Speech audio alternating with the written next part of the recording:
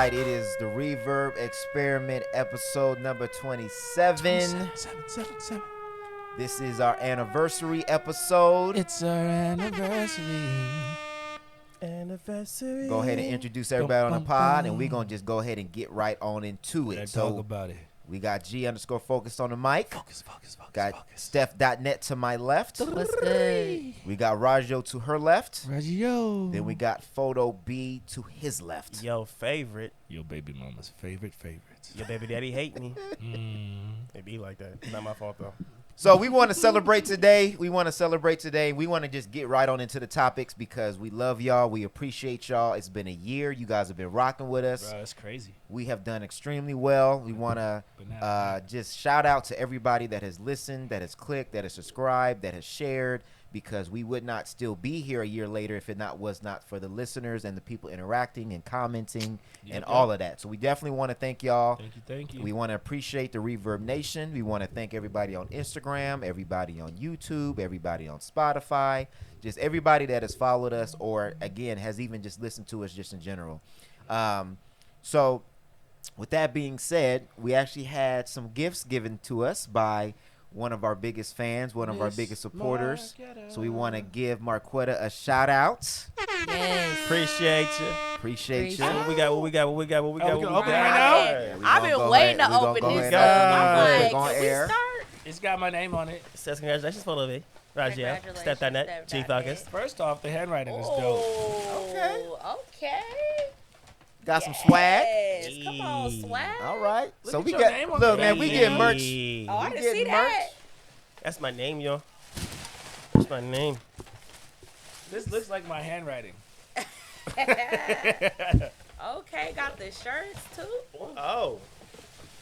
Yes, we out here. Okay, and got the shirts. Here We're you gonna go. have to drop some official merch. Yeah, we gotta drop some merch for sure. Some Can I just official leave this in the merch. middle of the table? Well, and then we also got a shout out to Will, man. All these cups that you see up Big on the Will, table, job. Will hooked us up with those too, man. And so the we coasters. Cause we And been the talking about coasters. doing it, but ain't did nothing. for real. For real. So we definitely Hey, Will, appreciate. hey, camera guys, does this mess up the shot? No, we good.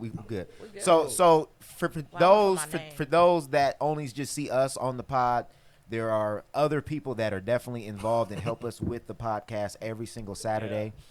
Nate and Will help us out with the video. We got D-Lo, Coach D-Lo. that's here every Saturday supporting Steph.net and the podcast. D-Lo. And he patiently waits while we talk for 2 hours plus. Nah, does he patiently wait? Yeah, No, he don't does. be patient. I don't He feel does. like it. He does. Hey, you remember that Dave Chappelle skit? Wrap that shit up, B. Wrap it up, B. Yeah, So- wrap that shit up. Yo, I gotta go. Got something to So do, even son. though you just see us, there are way more people that are in the background that help us out That's every hard. day.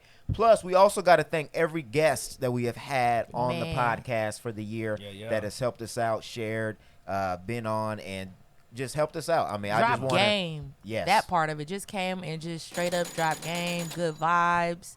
Everybody we had was lit. Yes. Some of them were last minute, some of them were planned, Man. but everybody came through, and I don't think we had not one bad guest. Huh? Okay, we gonna talk about it. We gonna talk about it. You want to talk about it? We gonna talk about it. We'll talk about Are it. you So, really gonna talk about it? Yeah. All right. Let's talk about Let's it. do it. We gonna keep it real. I don't want to pull no punches. We ain't really been in a pull punches kind of mood the last. I'm few in a good months. mood today. It's our anniversary. I was listening to I'm a Tony little bit Tone on the way tired. over here. I'm a little bit tired. Yeah. I decided to do my own braids after watching the YouTube video. Look. So Look. You really did say I hate YouTube before you started that. yeah, project. I'm deleting that app. But I'm here. You know, my braids ain't done in the back, but we lit. Okay. But nobody has to know. Hey, Nobody would have known. hey, but you They two, need to know my struggle. Okay. Hey, what was that video? It Nobody's ain't gonna all know. They're pretty. gonna know. Nobody's gonna know. How they gonna know? they're gonna know. They're gonna know. It ain't Like, we always won't know. pretty, okay? They're not gonna So know. they need to know what we be going through. Well, because you two be tricking you. You be watching tutorials and That's it facts. be looking hella easy. They Nigga, be what speeding hella- that shit. What hella goddamn cuts? Yeah. You know you've been working on that for 2 days. Man, and you know Show it to what? me in 32 feel me? seconds. I should know better because I recorded YouTube videos where I'm like, I'm going to just cut all this part where I was struggling out. And I still be getting. I lightweight haven't even started posting videos because it takes so long to get the real video that I don't want to sit down and edit it. Yeah, it's a lot of work. I'm lazy. You got bro. like 3 hours of footage. You got to get it down to 10 minutes. For a damn 10-minute video. Are you gonna charge me, rude boy, if I give you my videos? Yes. Hey, it's low key worth it. It is worth it. It's Definitely worth worth it. It is Definitely worth Because it's a lot of work. All right, y'all. So on today's show, obviously we're going to talk about our anniversary. We're going to talk about us, the Reverb Experiment, how we started, how we got here, and what's coming up. Yeah. We are also going to talk about the Joe Budden Podcast breakup. And how they are no longer them and why they broke up. We're going to talk about that. We're going to talk about Charlamagne versus Kwame Brown. And we're also going to talk about Porsha Williams and Girl Code. But before we do that, we want to, because we are in media, because we are creators, because we are black owned, we are going to talk about Paul Mooney. We're going to just rest in peace and give him our condolences. A pioneer, a trailblazer, has impacted plenty of generations, was very pivotal to Richard Pryor and his success. He was introduced to us during the Dave Chappelle run. On his TV show, but we just want to definitely give him his flowers while we're here because he has definitely helped push the culture forward. Absolutely. And in Oakland, they are planning on doing a tribute to him because Oakland is his hometown. So we just want to just give him his round of applause and just give him his flowers while we are on the pod. Yeah, we need that energy, Dave Chappelle. We need that energy. Give Dave Chappelle that energy.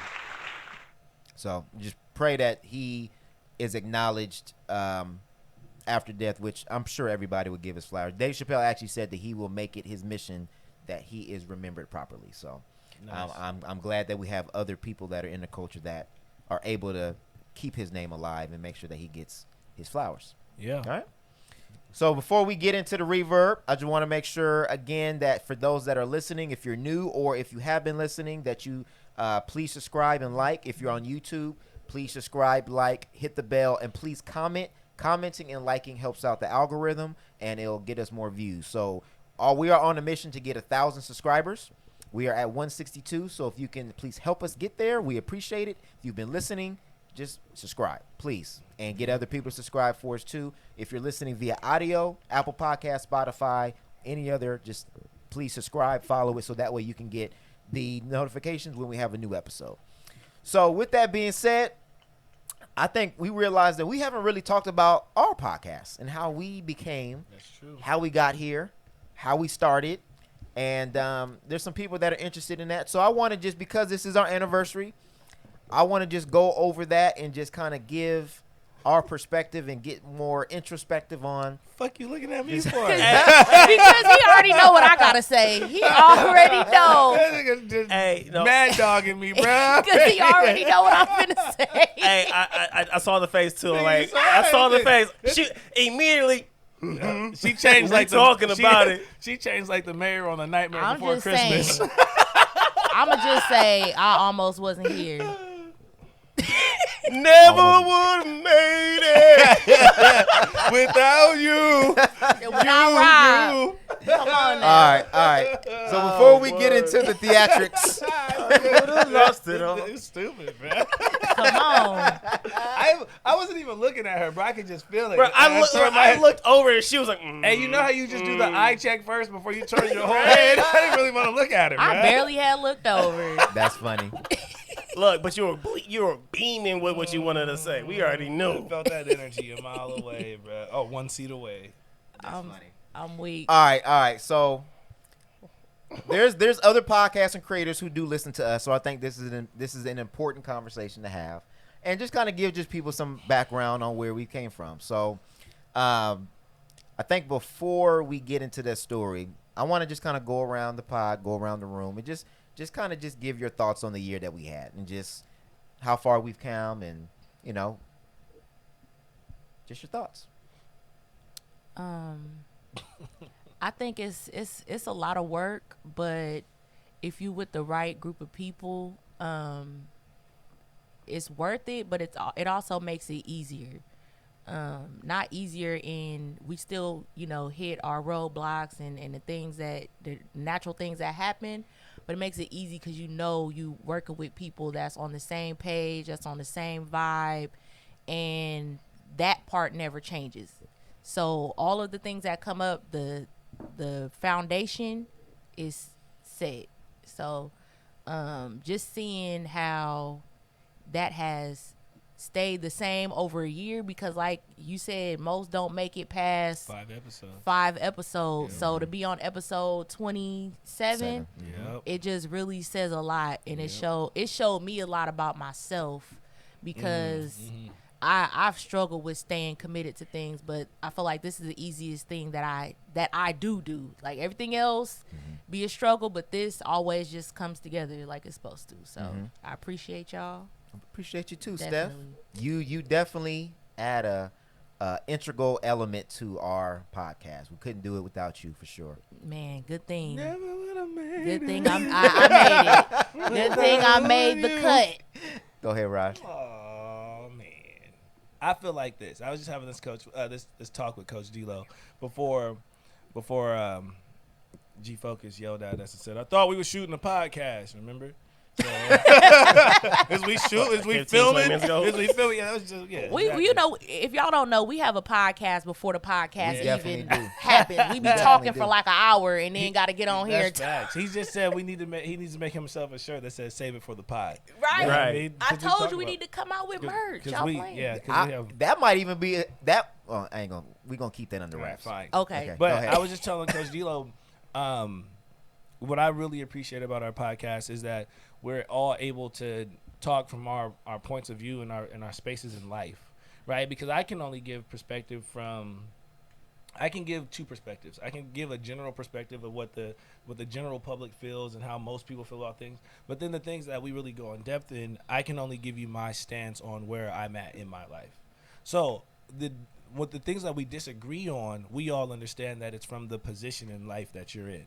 You understand what I'm saying? So I feel like it's matured me a lot to sit here and talk to you guys all the time, and sometimes be like, "What the fuck are you talking about?" You know what I mean? Like I have those moments. You know what I mean? And then I gotta go read the comments. I'm like, "What the fuck are they talking about?" You know what I mean? And then I be wanting to give members of the nation trash as fuck. You know what I mean? But Man. he said, "See, he feels it." But for me, like this year, I feel like it went really. First off, I feel like it went really fast.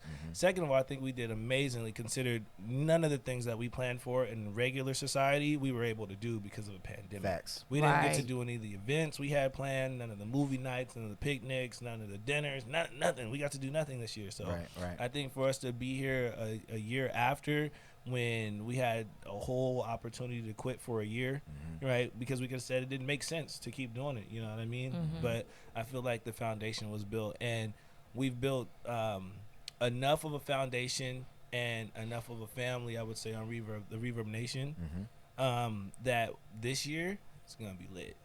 Definitely. 100%. We're gonna grow a lot, because now when people get to interact with us and they get to appear on our YouTube page and the videos and at the parties and all the stuff we're gonna do, Yeah. fuck it up, sis. Man, Facts. I feel like the pod has changed my views in a lot of ways too. Yeah. Oh, I know. would I'll be agree. challenging your ass, I wasn't talking about challenging you. that stretch. The guests. Yeah. Shoot, I know that. Me and Steph, sometimes I was just telling Coach D-Lo that sometimes I post stuff and I know Steph is coming. I know she's coming. I write stuff and I'm just waiting. I'll be at home dying off y'all comments. I'll be just dying. I'll be cheesing. I'll be like, oh. Because I know she's coming. It's like I almost know how to I bait always her got to my some- page. I always got something to say. But when she comes to my page, that shit be like, boom, algorithms. I think and it's good, though. And I the think it's cheesecake good. sales go through the roof. So you using me? Hey, all First, market is good market, right? so first you didn't want me to be here. Now you using me. See? Uh-oh. See? They say when you get lemons, make lemonade. Lemon cheesecake. What y'all? Lemon cheesecake, Lemon which I cheesecake. made last night. Oh, man. I'm actually gonna post pictures of it. Man, but not for me. Definitely wasn't expecting how everything was going. You know, it did feel like it was going to be hard, but now it's just everything. Part of life. Well, yeah, but everything's just like running so smooth with us now. You know what I mean? We know what we're doing. We know how our plans are. We know that we're gonna be waiting for Steph to get here. Wow. First shot taken today. I just gotta go ahead and say that. We always gotta make sure everything's all set up for the crew. He said we're never gonna start on time. We're never gonna start on time. But hey, we be having our moments. We be having our moments where everybody can hear us. Since we on air, we got receipts. What time we supposed to start? 10. Okay. I got here at 10:08. No. I thought this nigga was gonna. I thought he was gonna say. I thought it was something for me. We supposed to be. I thought We supposed to be here at 9. We supposed to be here at 9. But it's all good. Oh, we supposed to be here at 9? Bruh. Hey, we should have known she didn't know that. We We should have known she had didn't the know Price that. is Right sound when you lose. Come Hey, on. look, hey, what time she texted saying I'm on my way? At 9:52 this morning. And that was 9:48. Oh, she got receipts. And yeah, you got you. Receipts. That is one thing. Steph will have 950. receipts, and you got to make sure what you say is correct. That's true. Facts. But look how we all talk now. No, Look yeah. how we all talk. Before I don't say even- anything now, I'll be Facts. like, okay, let me just Bruh. double check the text. Bro, I make sure now, even when I post, I'm like, yo, Steph ass coming when I write this. Let me For make real. sure that You I gotta have have a your valid receipts argument. ready. Look, Yeah, you gotta have the receipts. she IRS. No, I'm so trained in this year that there's no female that could argue with me, bro. Steph already broke me. Right. Pretty much, you already know it. Look, bro. I got everything that I said. She good. She good for lawyers. I just take screenshots of everything in case you delete That's your why comment. me and Tyson match so well, because he ain't gonna argue at all. You know, I got everything to say. He just ignore me. He ain't Yeah, gonna. we know You this. gonna argue back. He not. No, because I'm gonna say what I have to say, like you have to say.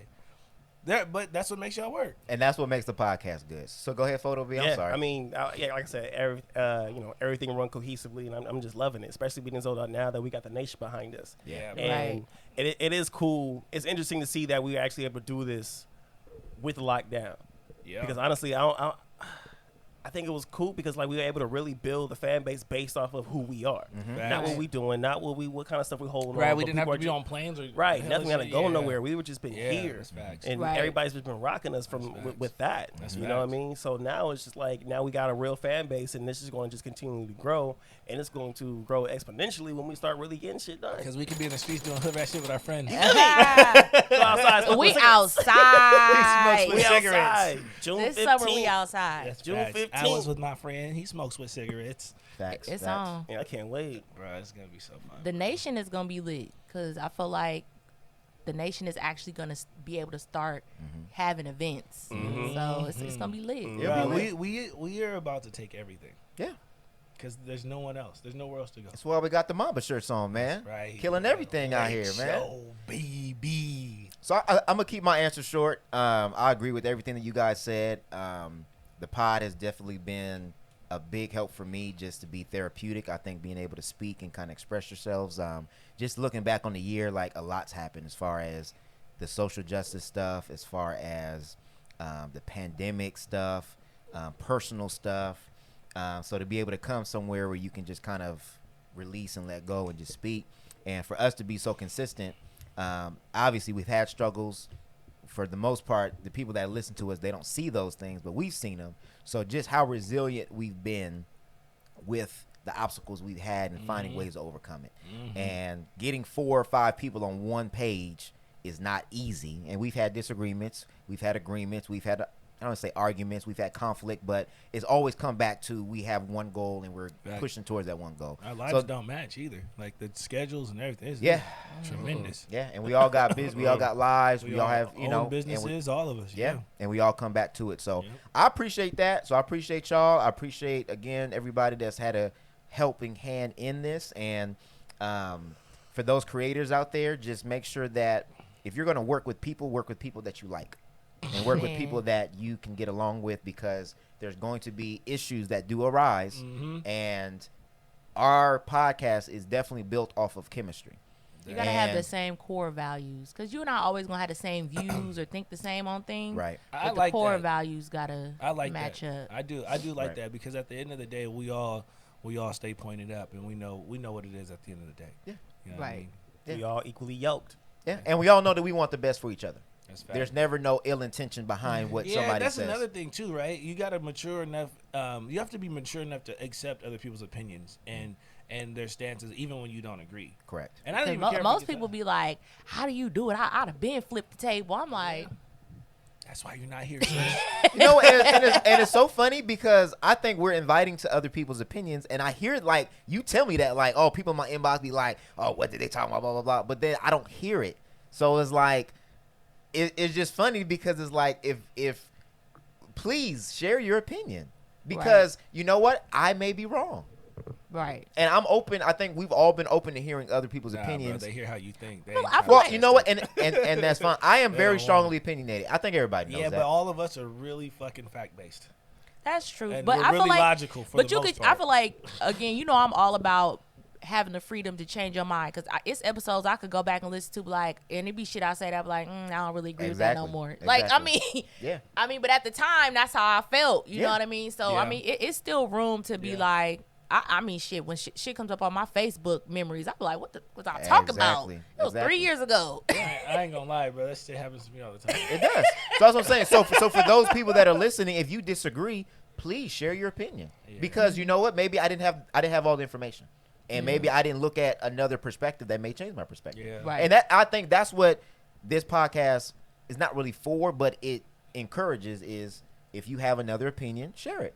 And you Yeah, know what? I've changed my mind on a couple of things. Yeah, I have too. With having these conversations, so I have too. Because when you talk, and please, for creators or people that are looking, because people hit me often, oh man, how do I start a podcast? It's not easy, for not. one. It's not. And if you It's think not. you can just get on the mic and just speak, that's not how it works. You're not that interesting, fam. It's Trust not that. me. It's not how it works. There's no one person that. There's a interesting. lot of research. There's a Yeah. lot of time and effort Yeah. that goes into planning it. And Yeah. even then you have to make sure that your opinions come across in a way that it is articulated where other people can understand what you're saying on camera and on audio. Whatever I said on the mic is cemented on the internet forever. Yep. yeah. And you have to be able to take the criticism, the feedback. You have to have thick skin. Forever. You have to take Yeah. it.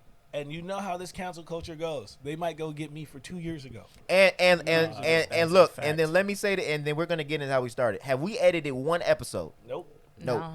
We don't. Not we because don't of edit us. it. No, we just don't. We don't edit it out. Well, We that did one. edit was because it was too long. Oh no. There was one time we did make an edit. Because it was too long. Nah, Nah, nigga. that wasn't because it was too long. That was part of the reason. was That was part of the reason. disrespectful. It was just. It was yeah. 4 hours. It was 4 hours of disrespect. Bullshit. All right. We're gonna leave that word. We gon- No, Yeah. No, we gonna talk we're gonna about it. Nah. We're gonna talk about it. Hell yeah.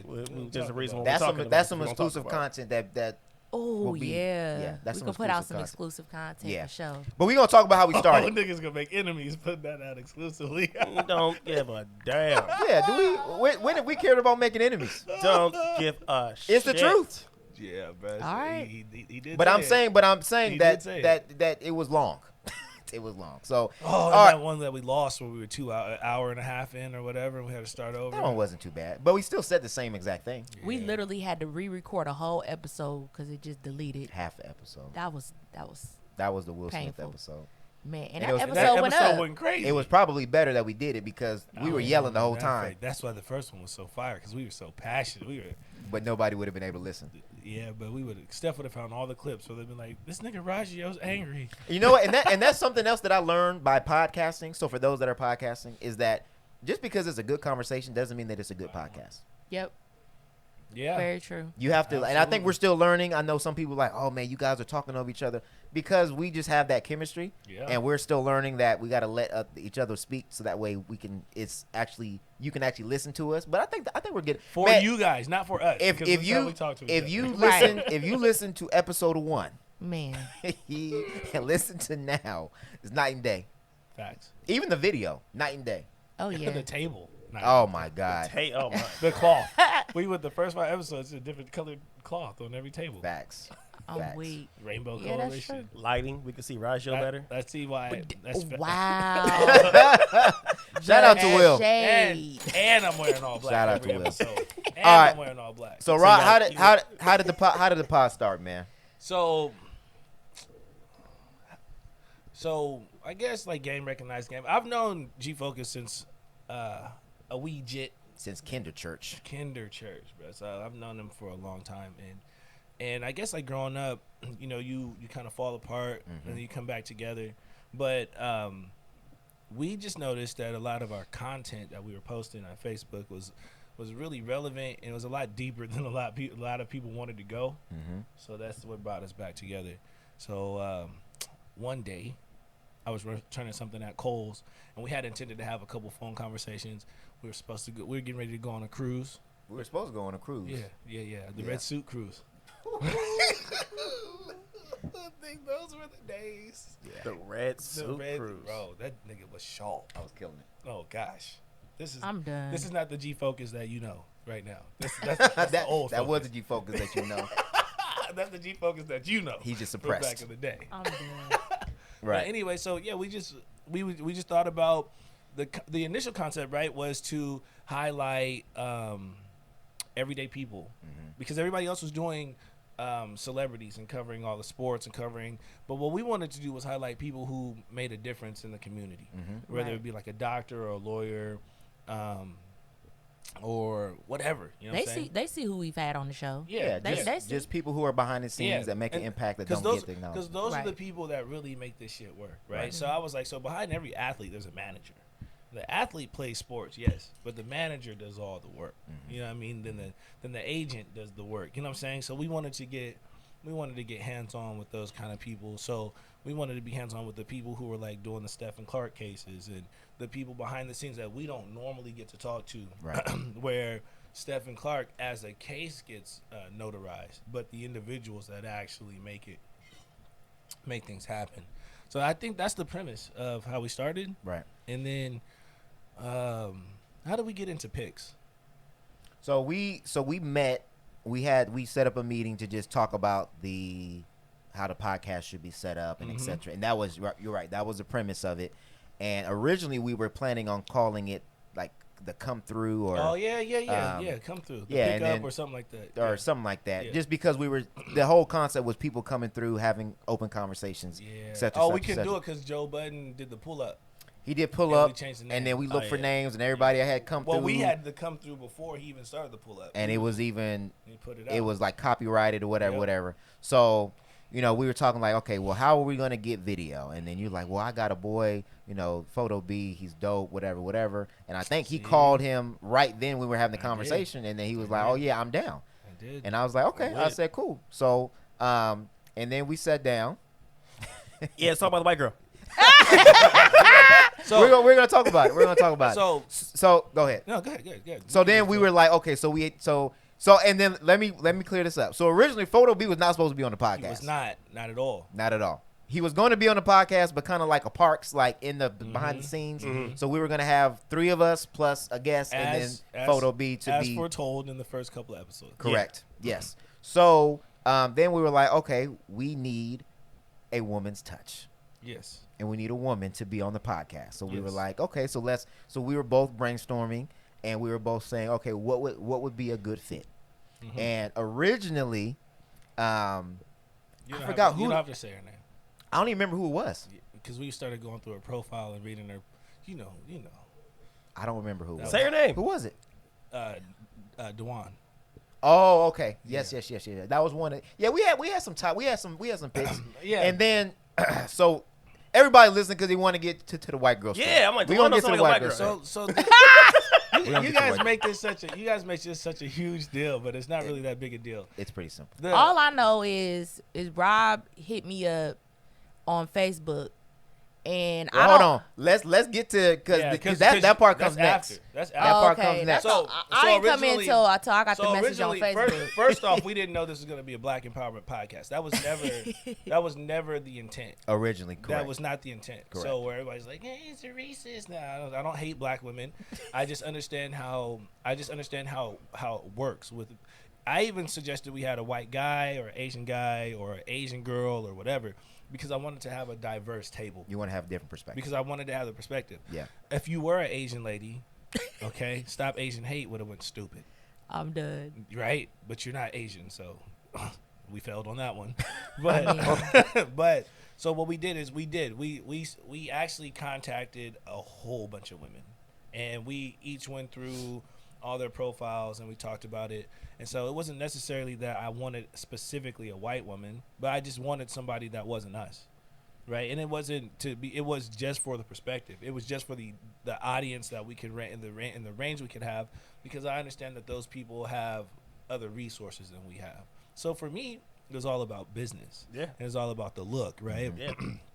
It just so happens that when we did go through all the stuff, even my own picks, I did choose you with Rob. Yeah. And then so the reason why that came up was because around that time, Now, you did something that was dope, and I was like, she's the one. I forgot what you I think I went through your whole life. I want to say that was like around the George Floyd stuff. Yeah. Or maybe it was something else. It was Right something. before. It was one of those killers. Maybe it was Philando Castillo or something like that. It was some social injustice stuff. No, that's not. I'm thinking I think it's Philando. It's sad that we're going to try and figure out when. Oh, no. Right, trying to figure out which one. Right. No, it wasn't Stephon Clark. It wasn't. That was before. Either way, there was something that happened, and where then a black person died at the hands of police. we were. I was sitting down, and I, we were going through and thinking, okay, maybe do a white girl, maybe do an Asian girl. And I thought about it. I was like, you know what? I said I would not feel comfortable with us speaking about the culture and black issues with somebody there that is not black. I said, because then I already know that how that will come across. And again, I have nothing against anybody that's not black. You can be a part of the culture and not be black. But I think it was important for me and for us, after we discussed it, to have a black-owned platform. So when we decided that, I had sent Steph's profile to Rajeo. And I said, I have somebody that's perfect for the part because she's opinionated, she's independent, she's strong, and she can hold her own. I sent her YouTube to Raj. Yep. And like 2 minutes later, he was like, I love her. He said, hit her up. I was like, okay, cool. So I hit up Steph. First, I hit you on Instagram. See, he hit me a couple times. She don't even think I like her like that. He literally commented on my Facebook like, "Bruh, I sent you a message. Like, check your like. I don't check. If you know me in real life, like, I probably have like 200 and some text message. I got 203 unread. She just opened it just right now too. She's not even lying. No 203. No cap. So, and I don't never check messages. So I'm like, all right, let me Photo B check has this 1,773 unread message. messages. Damn. And here You got I me am. beat. Here I am with my measly 500. Okay. All right. So I'm gonna let you know that don't really count. That's like more for notifications on the side thing. 1,700 notifications. Okay, right hold now. on. Can we get Steph's story? Jesus. Nah, Christ. but yeah, so I finally checked the message, and when I first read it, and you was like, "Oh, we doing a podcast," my first mind, I was like, "Nope." Like before I even finished, because at first I went and checked, I was like, "He trying to sell me something." You know how people be trying to sell you stuff. I'm like, okay, he want to do a podcast? No. And I was like, well, I mean, I guess I could still go to the meeting just to see. You know what I'm saying? Because my first mind is to always say no to stuff because I hate making commitments to other people. Like I could flake on myself, right, but I can't flake on other people. So integrity. No, for real. So I'm like, my first mind was to say no, but then when I came to the meeting, and I told Tyson, I was like, I'm going to go to a meeting. My homeboy from high school, they talking about doing a podcast, blah, blah, blah. Yeah, that first meeting was I get there. Soon as I walk in the door, Rajeo was like, I really wanted a white girl, but I'm like, so we already, as soon as I came in, we already arguing from the gate. So that's why I was kind of like, yeah, this is going to be a good show. Right, because the chemistry right away, because for me to even say that to somebody I don't know. I was like, bro, I don't even know you like that. You know what I'm saying? I just got here. But the meeting, the first time we met, bro, was so dope. You know what I mean? We were sitting at your kitchen, Did we meet there first, or It did was we at meet here your first? house. Okay, we met there. Okay, yeah. Oh, she was late to that one too. Well, y'all should have known from the gate. Wait, was that? Yeah, you wasn't there. You weren't there yet. No, we had had met first here, but then we all met at my house. She's right. Yeah, You're right. I was late, but yeah, when I first came in, it was already instantly like, we wanted a white girl, but we gonna see. We gonna see. What you mean? That's what Drake said, nigga. We gonna see. That's your favorite artist. He half white. Right. I'm done. But yeah, it was cool. It was chemistry from the beginning, and I think that's the part that people don't know is that we met for like. That was like 8 months, man. Like 8-9 months. We had met in January, and we did not start the pod until May. So about him good, and I, a good you 5 and months. you and I. No, were it was. playing. I thought we. No, it was like in the summertime because No, it was like the fall because we was like, you know what, we gonna wait till after September. Christmas. We were trying to wait we for was gonna COVID. yeah. Oh, was it that long? Yeah, we're talking about stuff before because we didn't start getting things until the beginning of the year. You're right. You're We right. started buying equipment, You're right. cameras, mics, and all that. We did all the licensing, the legal paperwork, All the all the man. contracts. You're right. We did all You're that right. stuff. and then it was like we gonna start January, and then all of a sudden, out of nowhere, COVID just. Yeah. Then we pushed it back, waiting for COVID to be over, and then it was kind of like this mess ain't finna be over. Let's just start. Let's just do it. Y'all scared? I ain't scared. Man, You got the Rona? He got the original meeting. Look how fat I was, bro. Ew. Oh, that's the original meeting? Yeah. Oh, damn. Let me see. See, we got to post that stuff, man. Damn. Okay. February 1st, 2020. Man, see? Behind the scenes. So that's the part I That think jacket clean people as just fuck, think though. you could You just did buy a look couple good as shit, mics though. and then hop on. If you don't have that foundation, I feel like we spent at least 4 or 5 months setting up And planning. planning and stuff. And I think that has helped us have the longevity we've had so far because we had that. Yeah, I just had one of my homeboys come over, and he was like, "Yo, I want to talk to you about podcasting." I was like, "Well, where's the rest of the guys that you want to work with? Because I could have these conversations with you, but you should already be having conversations with everyone else." You know what I mean? And so he was like, "Well, we got to try to get it together." And I was like, "Bro, I told him I advise you to see if you could even hook up once a week for a month or 2 months straight, Right. and nobody flake on it, because then you're gonna see how serious it is. Because we give up the weekends." I was thinking about it. I'm like, since we first started, I'm like, I've seen y'all every other weekend Yep. For a year. since For a then. year. Since For the a year. beginning. You Like, gotta see me and at you least 27 times. you plan around it. You know what I'm Yeah. saying? Like this week I'm going to Vegas. The week that we don't have the pod. You know what I'm saying? So Yeah, a lot of people exactly. be like, somebody hit me up like, when y'all gonna start recording every week? I'm like, man, y'all don't know what go into Man, this. I purposely. You have to be honest about it. Yeah. You have to be honest about it. I think that's something that you got to be honest about what you are able to do because Yeah. we would love to do weekly podcasts, but we know that we cannot commit to that right now Right. because We if have you those miss one, then it's like then people are like, oh, so what happened to the podcast? So we want to make sure that we have integrity, and when we promise bi-weekly episodes, it's bi-weekly episodes. If Yeah. we Be promise weekly consistent. episodes and we don't, then that just looks bad as far as business wise Right. because then people are like, so what's going on with y'all? Nah, right shit. Because we really did commit everything. Even me, I changed my kid schedule. So I have the kids on the week leading up to the podcast, so I don't have them while we're podcasting and while I'm working on the podcast over the weekends. You know what I mean? And people don't understand. We give up 2 weekends a month to do this. Yeah. You know what I mean? While y'all on the boats in the Sacramento River. Man, I'm looking at everybody on Instagram kicking it. I done got buff and got some abs for no reason. Yeah. Every other weekend, bro. I could use them every other weekend. Every other Yeah, weekend. so as soon as my mom hit me on the way here, she's like, where you at the podcast? You already know. You already know. I'll hit you back in a couple hours. Everybody knows. Should bro. know. Don't Everybody call knows. me from 10 to 2. I'm podcasting. Everybody knows. Yeah. Man. Bro. That's a great feeling though. It Because is. when we take a day off, it's a day off. Ain't nobody gonna hit me. Y'all podcasting? Hell yeah. Yeah, facts. I low key Don't miss worry y'all about it. after because we had the ladies episode. Then of course it's the off week. Then y'all had the fellas episode. I'm Oh, like, yeah, dang, yeah. it's been Yeah. a month technically Yeah. Oh, that's real shit. Yeah, since it we was. all been It was. together. It was a month. So it did feel a little awkward. Well, at least like we was on a thing though, like actually really talking. We was all here. We just I know, wasn't- but it ain't the same. well, you Well, wasn't. she She wasn't wasn't. here for Yeah, the she for the wasn't. guy episode. yeah, she so. wasn't. Yeah. And then But y'all you wasn't got it. there for the. Y'all was there for the beginning, and then Nope, you I guys left. wasn't. No, I know because it was Yeah, your I was birthday. gone, yeah. Oh yeah. Um, I I stayed. was squilly Yeah. out. So before we get into the next part of the podcast, I want to just go around the room. If you guys had any advice for anybody that is looking into getting into podcasting, or any advice for creators, what would it be? Plan. Plan. Yeah.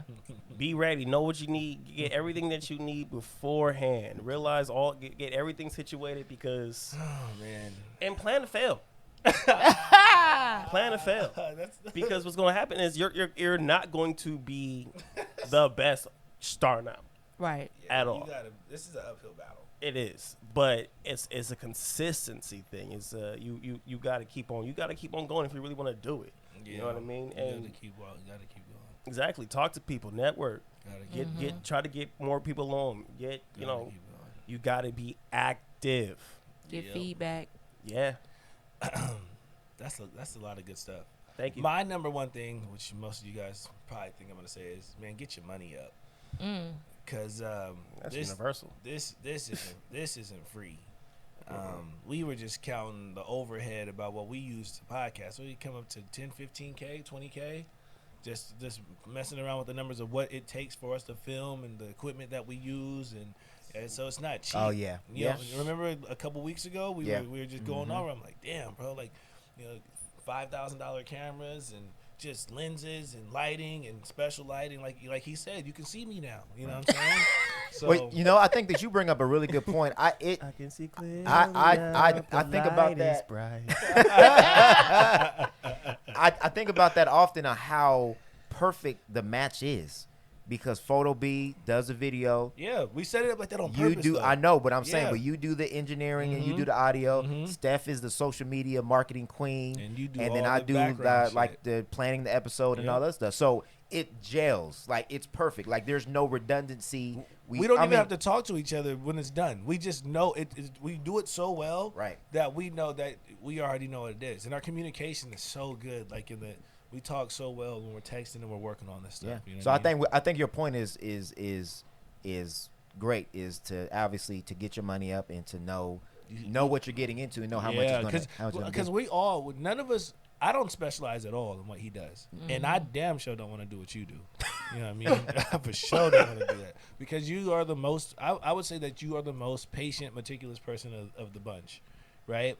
And I don't want to do what you do, because I don't want to have to keep watching. You know what I'm saying? Just even for like the engineering, the audio, man, like sitting there 3, 4, 5, 6 hours. That's meticulous too, bro. Man. Yeah, but I do that every day, so to me, it's just like, you know, that's what I do. So I'm sure, like, for the task for all of us, is just what we do. Right. You know, Everybody got a lane. I think that's important too. Of course you want to do a podcast with your friends or whatever, but you know, you got to make sure that you're working with people that have something that they bring to the table other than an Contributors. opinion. You know what I'm saying? Everybody got an opinion, but you know, what is your niche that you bring to the table? I would definitely tell people to plan, but also just take that step. Like, don't be afraid to put something out that ain't gonna be 100. It's never gonna be 100% perfect, and I don't think we've had a 100% perfect episode yet. So you can plan all you want, but it's not gonna be perfect. Just start. Yeah, what you said. You know what I mean? Have that faith and start and get you a good support system. Yeah. And have a vision. Like, really write down what, like, we know what we're doing. We know that we want to give people their flowers. We know what our platform is about. So it's easy to keep going when we hit those roadblocks or we hit this went wrong or whatever, because we have a vision. It's easy to quit when you just getting on here just doing whatever. Yeah. Facts. I agree with you, because I think that you also have to be willing to adapt and change. Yes. Yeah. Because how my idea of what this was going to be, it's nothing like that. I was telling Focus that I think last week in like a off conversation, but it is nothing like I thought it was going to be. I didn't think that we were going to be like the voice of like the Valley, where we're talking about like black issues. I didn't think that, right? So like, but I think that it's the importance of Steph. What makes it so important is because she does bring the female opinions, and unlike men, women love to comment on these things. You know what I mean? So They do. a lot of the times men will be boisterous on men's topics, but women will be boisterous on men's topics too. We gonna talk. We got opinion on everything. No, but that's facts. But it helped. But it's good. It helped me to learn a lot about that, right? And so if I would have been redundant, like, yo, this is not the fucking direction I wanted to go, then that throws a thorn in the side of everything, and shit doesn't function. So you have to be willing to adjust for the greater good of your team. Absolutely. And I think to piggyback on that, if I had to give creators any kind of advice, is know your audience. Yeah. You got to know the room. You have to be able to read the room, and we know exactly who our audience is. Yeah, we do. And we appreciate everybody that listens, but we got to give a shout out to the black women. Black That's women hold facts. us down every single Even though y'all episode. drugged me last week. You earned it. They're like 80% of our fan base. So we know who our audience is. And the thing that I also like about our platform is that we don't necessarily cater. We just are ourselves. Facts. It's all authentic. But Facts. that I would give them that is that you have to know, like what Steph said and what everybody else said, know your vision and know who your audience is, because you can definitely mess up by not knowing who your audience is. And there was a couple episodes that we kind of learned that, where we did the episode about the guns and butter, Yep. which again, it's very important Super information, important. and I'm not regretting doing it. But I was looking at the number, I was like, man, why is this not doing so well? Because women don't care And then about guns. Well, I wouldn't say that they don't care. I just think that from us, that our audience probably was expecting a different kind of an episode. But again, we're so open and free that we can talk about anything. Right. And because we're going to talk about black issues. So whatever the black issue is, whatever the culture is, and gun ownership is important. So I don't regret it, but it's just, you know why though. So now I know why. Okay, that's Right, what so didn't we're do not as well surprised, right. because maybe that didn't go well with them. But it's okay.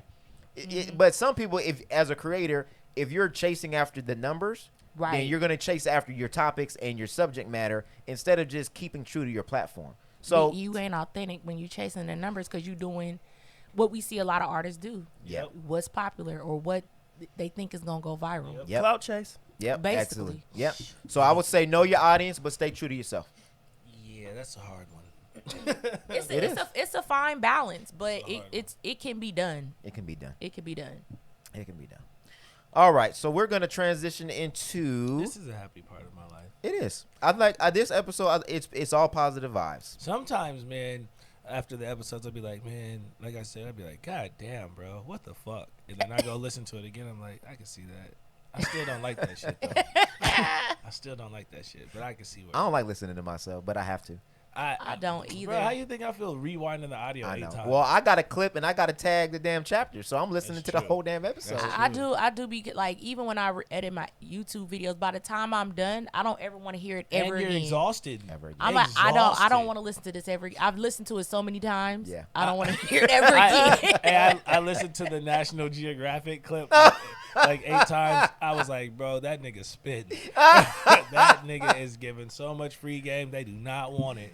Oh, they wasn't feeling that Nah, comment they can't. though, They bro. can't because it hurts. They was putting receipts and putting animals that are can- monogamous. right. I love that post. Right. I didn't even have to do nothing. I didn't even have to put nothing in the caption. I just let them do their thing. You know what's gonna keep happening though? These niggas gonna keep cheating. So whether you want the advice or not, it just is what it is. If you have not watched the last episode, Rajeo's explanation of why men cheat on good women when they have everything they want on good women when deserves they have trash as everything. fuck. Damn. He Steph, trash as fuck for deserved this his week? own you- award you were- for that answer. You were playing with fire trying to nominate me for Go- trash. go as watch fuck. that, You please. were playing with fire. Please go watch Hey, that and let You us know what? Hold on. You have to Hold watch on. it. You Hold have on. to. We didn't get her. How did you? How did you feel about the last episode? I liked it. It wasn't what I expected. Wait, Yeah, hold because on. they thought we was gonna go Wait, there hold on, bashing hold them. on, That's hold what on, I hold on. What did you expect? I did expect some more bashing, Yeah. and the guest that y'all had, Mr. Jerome Jones, I expected him. I mean, he. See how they treat us? They expect the worst, bro. You feel me? Well, no, because you got to think though. They don't think that we Rajeo capable. was like, I can't wait. He was just, Yeah. he was revving to be able to get on Well, and 'cause I- respond to what we had said. Yeah. So Well, I just expected you to go in a little bit more, but I appreciated the episode more because y'all kept it real and y'all wasn't just bashing. Bruh. You thought he was gonna come on with ether in the background. Man, I thought it was gonna be hit him up. In my heart, I wanted to ether y'all. In my heart, I did. This nigga didn't say much because he was waiting the whole time. No. In my heart, Focus gonna let y'all In my- hang in my yourself heart. every time. nigga, I don't ever feel hung. No. Listen. He gonna let y'all hang yourself and listen. then try to throw you a little bone like we don't what you want I that. think what you mean to say. No, No, he listen. said what he said. Listen. I've learned, especially podcasting, if I don't have facts, I don't speak. When he would start talking about that, I didn't know. So I couldn't agree and I couldn't disagree. So I just Yo, Yeah, you'll see G Focus like It's yeah. But it is funny like that. It is funny like that. it is funny like how when you it's funny like that because we knew before I said it, we knew it was gonna provoke a lot of people, right? He does. Yeah, he just be letting y'all go. He does. I was doing that on the women's episode when it was. Nah, you know what else? Hey, he does that, and then I always be like, "Uh-oh."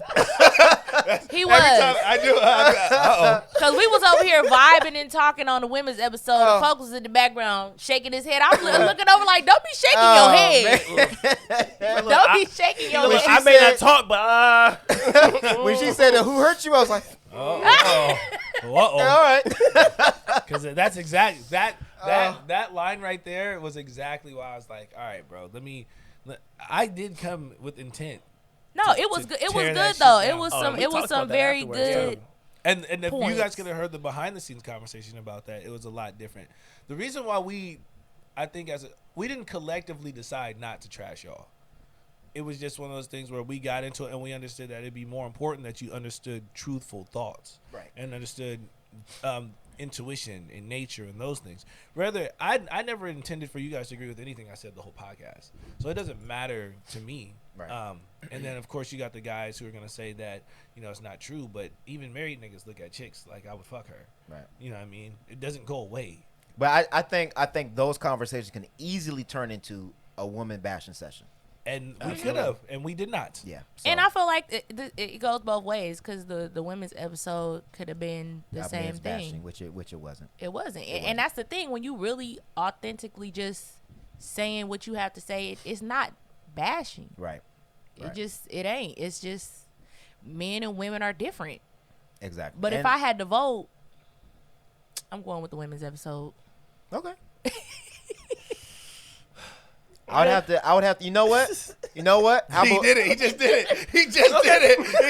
Okay. No. What I was gonna say was, listen. What I was gonna say is, for the fans out there that are listening, we're gonna put a poll up and vote on which episode that you found more informative or that you enjoyed the most. yeah, I mean, that's you not would really go, fair. No, Yes, you it is. just said what you said. No, Stand I'm on saying that. it's not fair because you just said 80% of our audience is women. So, But that doesn't mean. But they still could have enjoyed the men's episode. Bruh. Okay.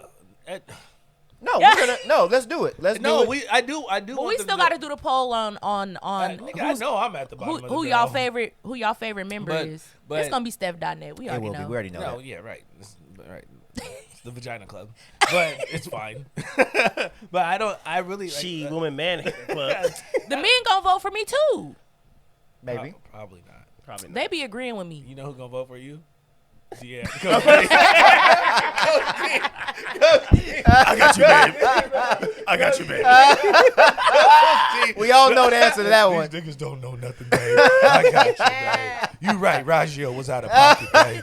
Rajeo. I'm running your campaign. Yeah, I got you, babe. baby. What you Hey, say? he watched y'all episode and he was in the comments not agreeing with y'all. This nigga was out there trolling, bro. That's what he was He doing. was trolling in this the nigga had comments? 23 comments on one video, bro. You was a troll. Hey, we thank you for helping out the algorithm. I'm not All taking this nigga for a troll, nigga. Unless you got a jewel on your belly, nigga, I don't want it. All right. So we gonna let's. Troll. Get on my belly. Oh, you got belly. Yeah, you gonna have to edit that. Hey, man. All right. So we gonna get into the Get on my belly. we gonna get into the internet wins again. Yo, my Where we- favorite part of the show. He said we gonna know who gonna vote for you.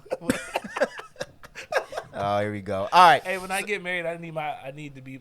My wife got to cheer for me like Tyson cheered for you, bro. Period. I need that because that's the standard. I'm like, listen, you heard what I said. You didn't agree. All right, go. you got to go. All right. Internet wins again.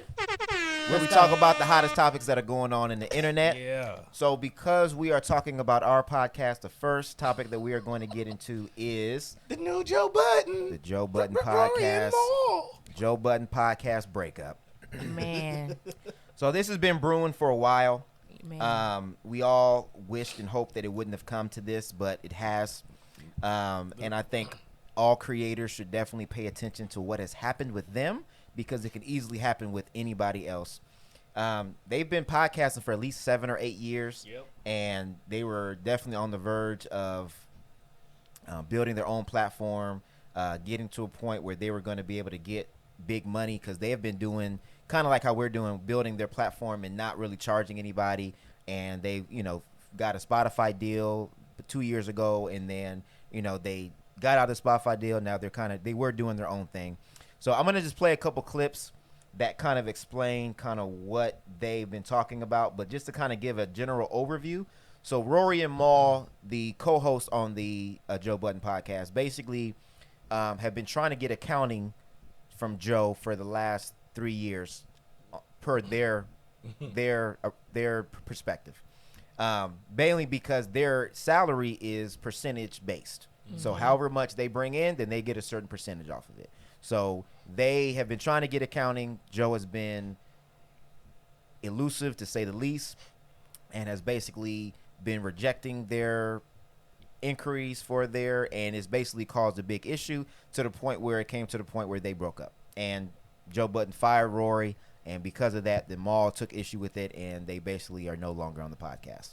So that's a long story short. There's way more details in it, but because of time, I can't go into the details of it. So I'm going to go ahead and play a clip from Rory and Mal kind of explaining their side of things, and then we'll kind of react and then go based off of that. And then I'm also going to play something from Joe because we got to get both sides of the story. Okay? Let's go. Because every time it's a talk about accounting, it's always some argumentative energy coming from you only, not from me, not from you. Never. I'm never arguing about money, especially not with my niggas. I'm not doing that. But if every time we present some shit about accounting and you want to start arguing to them, well, audit me then, fam, I'm never taking my niggas to court. And the first thing you say is, if y'all try to start a podcast, I'm suing the pants off of y'all. Who are you, my nigga? At that point, who did you just turn into? Everything that we stood for on this podcast all these years about, corporate fucking over the creatives and this, that. Like, I've seen Joe do fucked up shit in business and music to companies and labels, but I don't care about that because they owe us anyway, so fuck them. Mm-hmm. Never in a million years did I think you would be sitting somewhere talking crazy about me. All right, that's Rory. That's Mal, excuse me. Yeah. It's Mal speaking about how he feels about the accounting issue, and then this is Joe with his apology. And the more I read Anthony Saylor's tweet, is the more I realized that all of the things that I had been saying to other people actually applied to me. Like, there's just been a lot of emotions running rampant around here. And it's going to be the last time that I address this stuff, because I'm going to take ownership for all of it. There's been a lot of emotions everywhere running rampant, and I missed that too. We're all caught up in it. Ian is me. From me either. They're not going to believe it from you. No. Whoever the account is, you could have picked Jesus from the sky. We're not going to believe it from them. We're not going to believe it. That's what those gentlemen were saying. And the whole time they've been saying that behind the scenes for years, harboring this unhappiness. And I've been saying, yo, what the fuck are you talking about? You're paid. Everything is going according to plan. But that's not leadership. Leadership is, if they don't understand what's going on, I have to find a way to explain it. However the pay structure is set up, however the pay is disseminated, all of the different tentacles and avenues that you have, and that needs to be explained. And if it never was, that falls on nobody but me. I'm here to own it. That's me. It don't matter that we only ever signed one deal. See, because when you respond with that type of, it gets combative. They're saying accountant. I'm saying, ain't no accountant. You got the accountant. Like you said a lot over 3 years, but the fact remains that you have not resolved the accounting. And if you don't resolve it, and it keeps escalating, what happens is pimple versus cancer. The pimple, you leave it, it'll go away. The cancer, you leave it, it'll kill you. And that's what happened. And for these gentlemen to be my friends at one point, and for us to hang out so much at one point, and to talk so much at one point, for these things to be misunderstood, nobody has to wear that but me.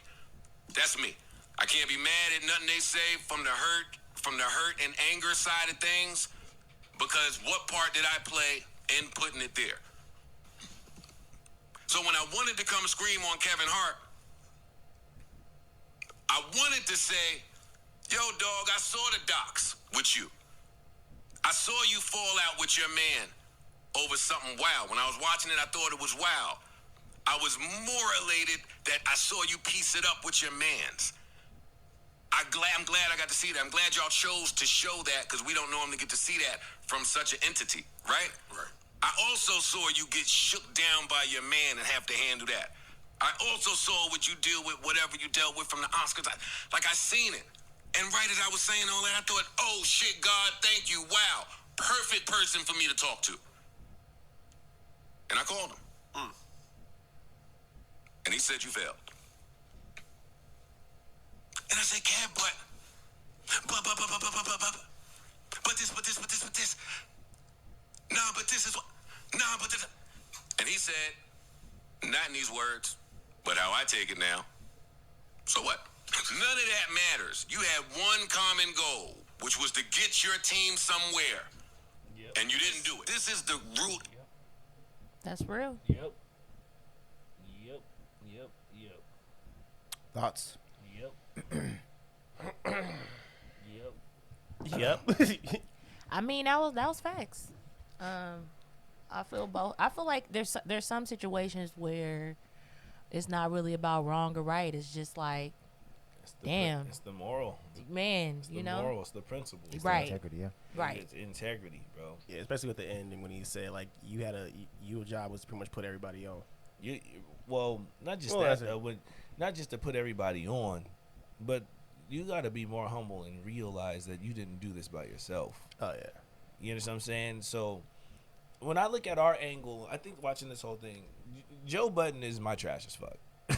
Just to throw it out there because Preemptive strike. no, he is, because to push a narrative that we need to be pushing the creator forward, we need to be enabling each other, and we need to be making sure that we take these platforms, especially for black people, from the white devils and the white guys, and all the times that he's yelled at the brilliant idiots about the white guy following Charlamagne and you're only on, and you know what I'm saying, and all these narratives about record labels fucking over people and this, that, and the third, and you turn around and you do the same shit, bro, you're trash. You know what I mean? And the way he did it to me was trash. Is you hid the accounting. The only thing that matters when and it's not the relationship that matters, is for their livelihood that matters, right? I need to know where my money's at so I can plan my life according to what I'm getting paid. Right. And to reference it, they found Roy and Mal. They found a $400,000 mistake in the accounting With their own account. on their end. Yeah, with their own account. Joe still says that the accounting was correct.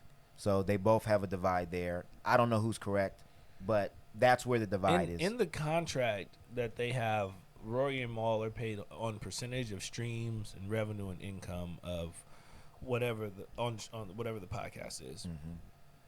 Joe has the large percentage because it's on his personal platform. He owns it. It's on his subscription. He owns it. And he's dealing with the contracts. So, you know, when you put somebody in contract to be able to see their funds, you should be willing to give them the funds.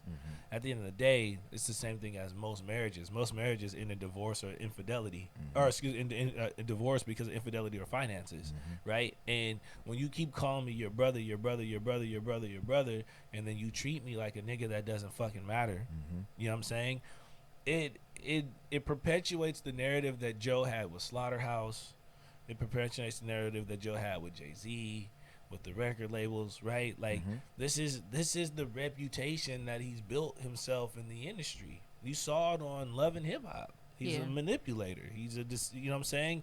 He's a very articulate person, and he thinks so many steps ahead that he almost had these niggas in the cult. It was almost like a cult where you keep telling them, I'm gonna show you your money, I'm gonna show you your money, I'll show you your money, and they're just coming back, and they're coming back because they love you so much and they want to help you so much, and they're like, yo, this is my bro so much, and then you take advantage of that being the bro code, and you use this word that I love my bros to start manipulating and taking advantage of people because you put them in the same boat. I think this is deeper than just podcast contracting. I think this has everything to do with personality and integrity and morals and shit. I think that's what it comes to at the end of the day, because I mean, we see everything. Yeah, I mean, it goes back to what we were saying about planning, having a vision, knowing the people that you're dealing with and the core values matching. That's that like last Maul part. said himself, like you've seen him do shady deals, but you figure since it wasn't towards you that it didn't matter, and then now it's towards you and you surprised.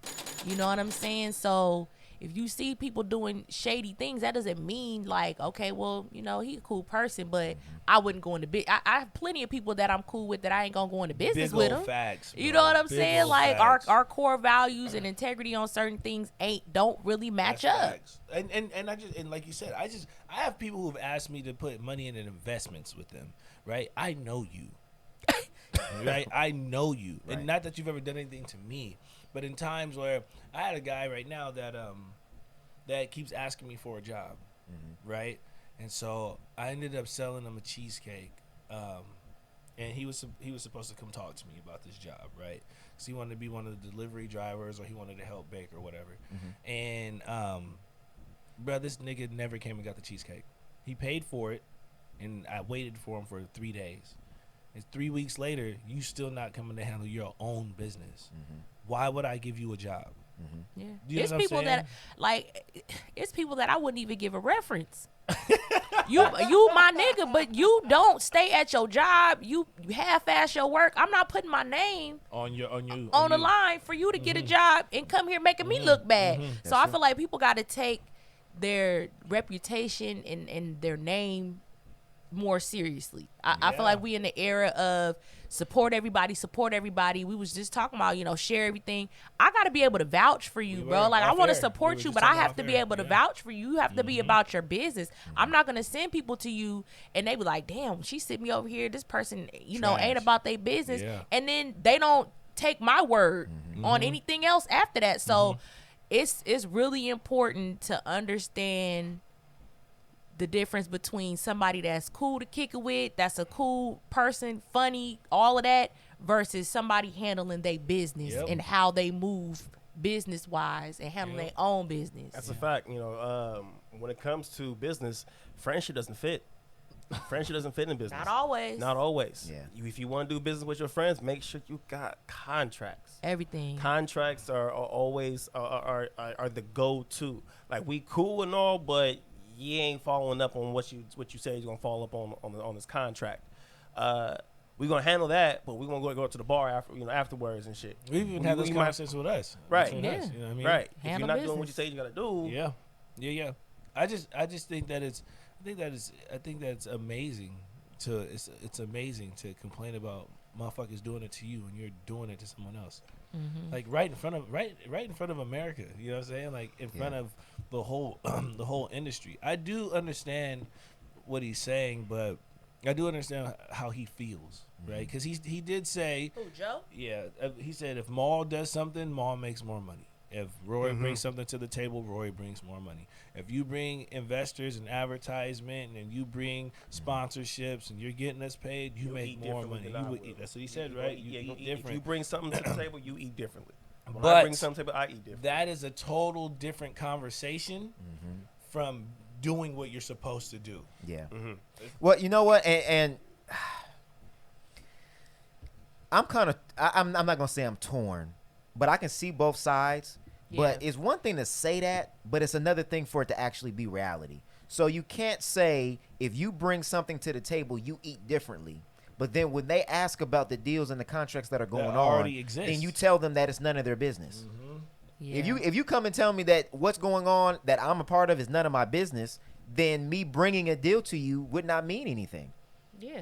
Rory actually said that at the beginning, because they were supposed to do a deal with Tidal. Yep. And Rory actually brought the contact from the Tidal deal to Joe and said, hey, these are the deals. They're actually looking to start a podcast. And then Joe was like, I don't want to hear that, whatever. And this is based on what Roy's saying. So we don't know if it's true or not. And then he said 2 weeks later, Joe brings a deal to the table. Said, oh, yeah, I just talked to a guy from Tidal. And he said it was the same exact deals that he got him, that he brought to him That's what he said. originally. He So he didn't want them to eat differently. He wanted the money. you can't, it just seems manipulative and it seems contradictory for you to keep saying that, but then again, behind closed doors, it didn't happen. And I'm with you. You can't say shake the tree. I'm all about creators, ownership. Fuck these labels, fuck the executives, et cetera. The same thing he did with Def Jam, same thing he did with every single record label, Shady Records, whatever. And basically told, and he said that I will not honor a contract if it's not fair to me. He said that. But then you're telling Rory and Mal to honor their contract, even though in their contract it says they have access to accounting, and by law they're supposed to get accounting every quarter. Right. And they were not seeing accounting, so you can't be. And I mean, he admitted that he admitted in that apology that he can't be mad at their gripes and what their gripes were valid. But at the beginning, that's not how he started off. What he basically said was, I bring everything to the table. That's exactly what he said. I brought the Cash App sponsorship, all these other sponsorships to the table. So because of that, and because I own the platform, that as an owner, that I have to deal with these contracts, and that if there's any business that comes to our podcast, it goes through me. So I get it. But you on the podcast, you made it seem like y'all family. Facts. Y'all are friends. Facts. And they were talking as if they were part owners.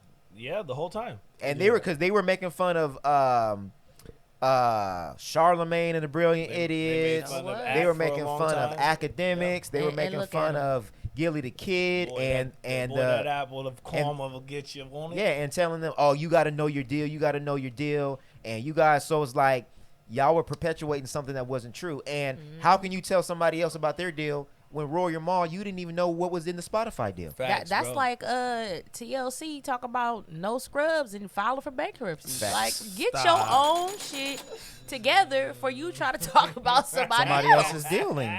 So as much as this is Joe's fault, because it is his fault. It's also Rory and Mal's fault. It's though. Rory and Mal's fault for being naive. They weren't naive. They can keep using the word naive. No. They were naive. How? Because they trusted Joe because they're friends. Yeah, I don't give a shit.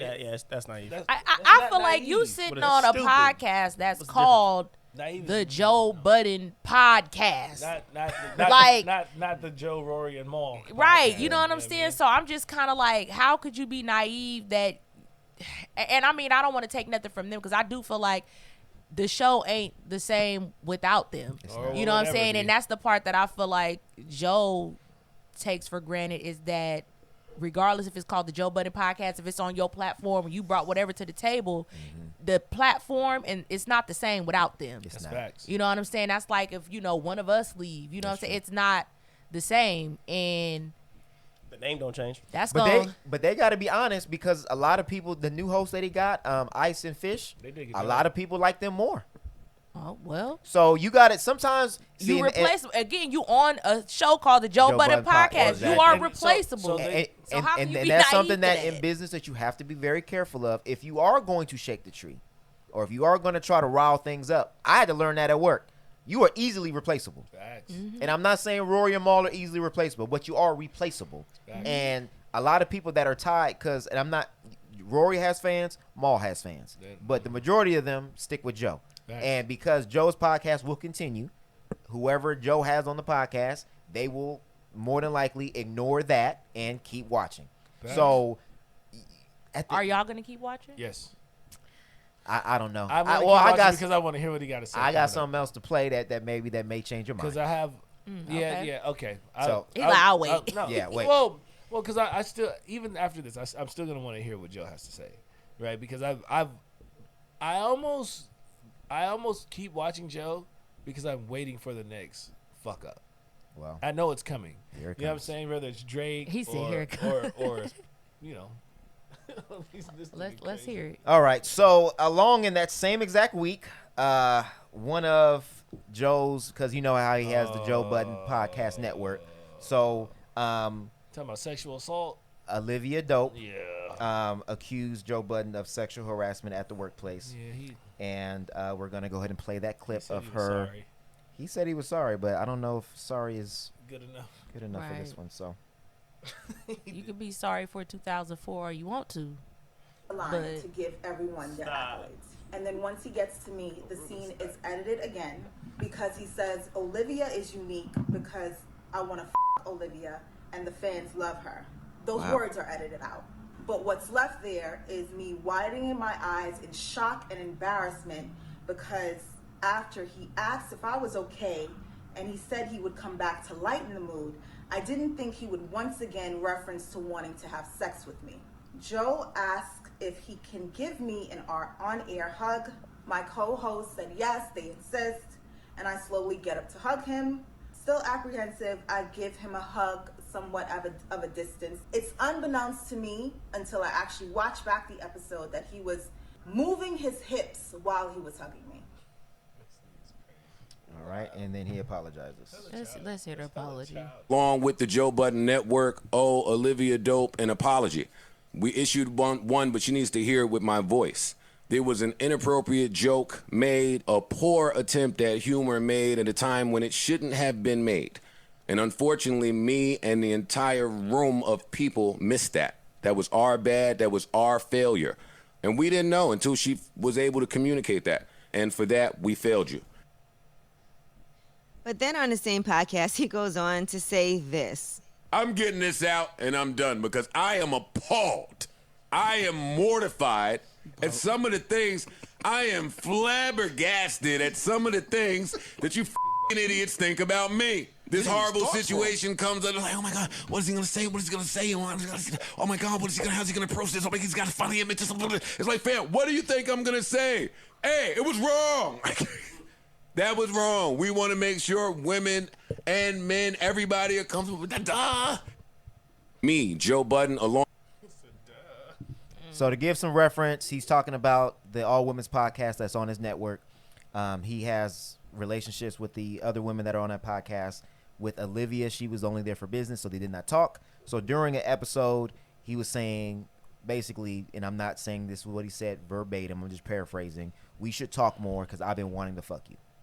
You mean to tell me nobody in the entire room, when they shot that, thought that was wrong? Nobody was like, Right. We didn't know till she said so that it was out but of it was pocket. already edited out, though. Well, it was edited out after the fact. Oh. So before the fact, so when they did the episode, she said that she felt uncomfortable, but because everybody was laughing, she went along with it, which I can say that usually happens, right? And then after the fact, they asked her, do you want to edit it out? And believe that she said no, as long as everybody else was okay with it. But then later on, it was edited out because of this. So if you go look for it, it is edited out because that was part of the apology. But what she basically said is that that she felt like she needed. Well, she was also called a bitch on there. I believe that he referred to her as a bitch. So she basically felt some kind of way because she said that she had to explain to her daughter that no man should ever speak to you like that. You should never allow that. And that the sexual misconduct that happened on air was on the internet for everybody else to see. And she said that she should have had more respect for herself to not allow that and to speak up when she felt uncomfortable. And, it brings up feeling uncomfortable in the workplace. So as he apologized, because obviously he felt like it was wrong, but at the end of it, it seemed like he said it because other people expected it. So for women, and I'm going to ask Steph this because I think, Steph can give us a better perspective on that. So women in the workplace, in those situations, I would think that it puts you in a bad spot because if you go against it, then you either lose your job or you're blackballed. If you don't go against it and you kind of keep up with it and say that I'm okay with it, then you're kind of doing it to try to bite your tongue and keep up with what's going on and make sure that you're not fucking up the podcast, because that's what she was kind of worried about, was that this is going to ruin our shot. That this is your one opportunity to get some money, and now if I say something, then I'm going to ruin it. Well, I feel like that's how most people in Joe Budden type positions get to do what they want, get to move how they want to move, because they hold somebody's opportunity in their hand. And I mean, it's the same with creatives as it is in a regular 9-to-5 job. When you put on the spot like that, I feel like a lot of times you're kind of just shocked, and you're kind of like, in the moment you're like, what the fuck? Like, did he just say that? You know what I mean? So I feel like it's that shock, and then it's kind of like, especially as a black woman, you know what I mean? Coming off as the angry black woman, or coming off as, am I tripping, or was it just a joke? You know what I mean? You don't want to be the problem, but I mean, you got to stand up for yourself when you feel uncomfortable, but it definitely is hard. You know what I mean? It definitely is hard. I can't lie, especially when you're dealing with a boss, or sometimes you just don't want to go down that road or shake the table. And then for more reference, on another episode of his podcast, he says that whoever he hires, that he's going to sleep with. Yeah, I've heard a lot of men say, remember Just taking L's. Rick Ross said something similar. Rick Ross said it when that whole clip when they were doing the actual that's competition, ridiculous. and he said whoever I sign, I need to sleep with first. Yeah, that's ridiculous. So he's just gonna just drop off That's L's. that and pick up LA later. Reid movements. But that was the actual second half of my trash as fuck for Joe Budden. Is That's whack. what you just said. You sound lunatic, bro. You sound insane. Like, that's what kind of narcissist are you, bro? Well, as an owner and you own the network, how can Yeah. you think that you saying that is okay? Ever, bro? Ever. Even if you were joking, that's not something that you joke about. Ever, bro. Hell no, that's bad Ever. business. Ever. We live in a very sensitive climate, right?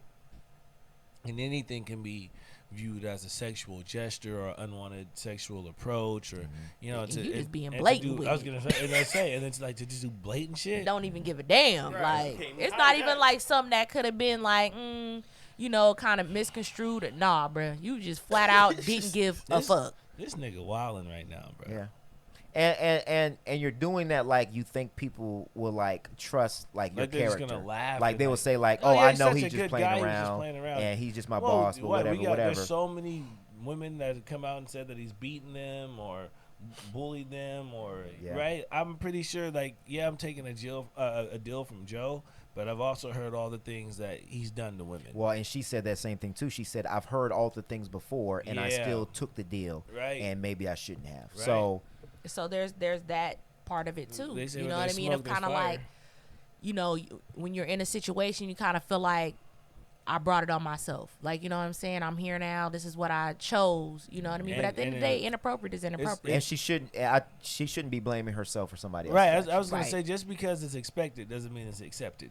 Right. Well, and Yeah, if you're I mean- coming there just to work, Yeah, that's well, what you're expecting but, to do. Yeah, you're expected to work, but like she said, I've heard all the things before, so she expected there was a possibility that it could happen. But to I her. think that's why she made sure that there was distance. yeah, Right. Because she said she was only there for business. They didn't talk, didn't text, didn't do any of that. And that's how the comment came about. He was like, well, we don't talk. Like, we should talk more because I've been wanting to fuck you. And she's like, I'm just here for my bag. I'm just here to 'Cause sometimes podcast. I feel like if you put it on like a regular thing, I feel like a lot of people work in jobs where they know they don't really like the culture there. They don't really like, you know what I'm saying? But they're like, I'm here to get my money and go home. You know what I mean? So if you think about it on a regular 9 to 5 level, a lot of people is doing that. Like, I'm just here I'm just here so I don't get fined. You know what I mean? Right, Like, Marshawn Lynch we the shit just out go, of it. we get our bag, and we Yeah. go home. I mean, 'cause even for us, like in engineering and electrical work, bro. Like, I purposely try to make sure that I don't do anything out of pocket, and then I mean, it might sound a little fucked up, but I'd be terrified to have women apprentices with me because I don't know how the rest of these niggas are gonna act. yeah. You know what I mean? And then if something goes crazy, then I'm, Then you're liable. They ain't got Yeah. no coos. Ain't got no home training. Right. Ain't got I no mean, sense. what am I supposed? You know what I'm saying? How am I supposed? So now I'm reprimanding or we're firing or laying off all these people. But I've also experienced it the other way, where I've been sexually harassed by or touched or groped by the women in the job.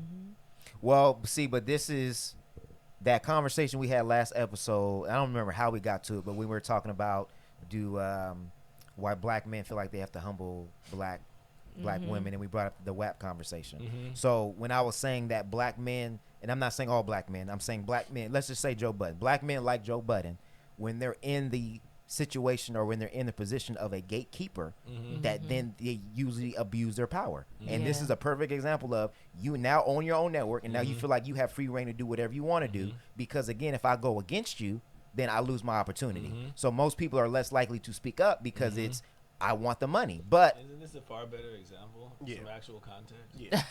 All right. I don't see how that one wasn't that last one. You listen to the episode. I did, but I feel like y'all was kind of like missing the actual point of the question.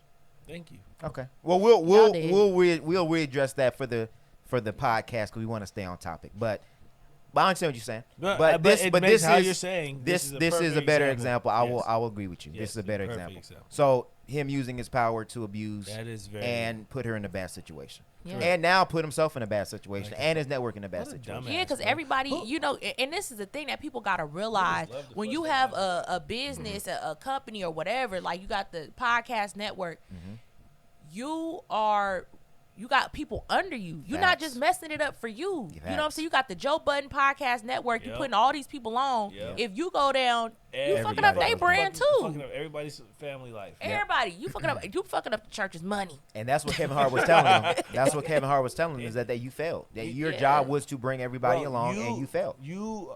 Because of his selfish fucking needs and concerns and wants were more important than everyone else. Bro, you can sleep with anybody. There's so many people who want to sleep with you. Why do you have to go out of your way to announce publicly in front of people that you want to fuck somebody? I mean, that comes to the point of like ego.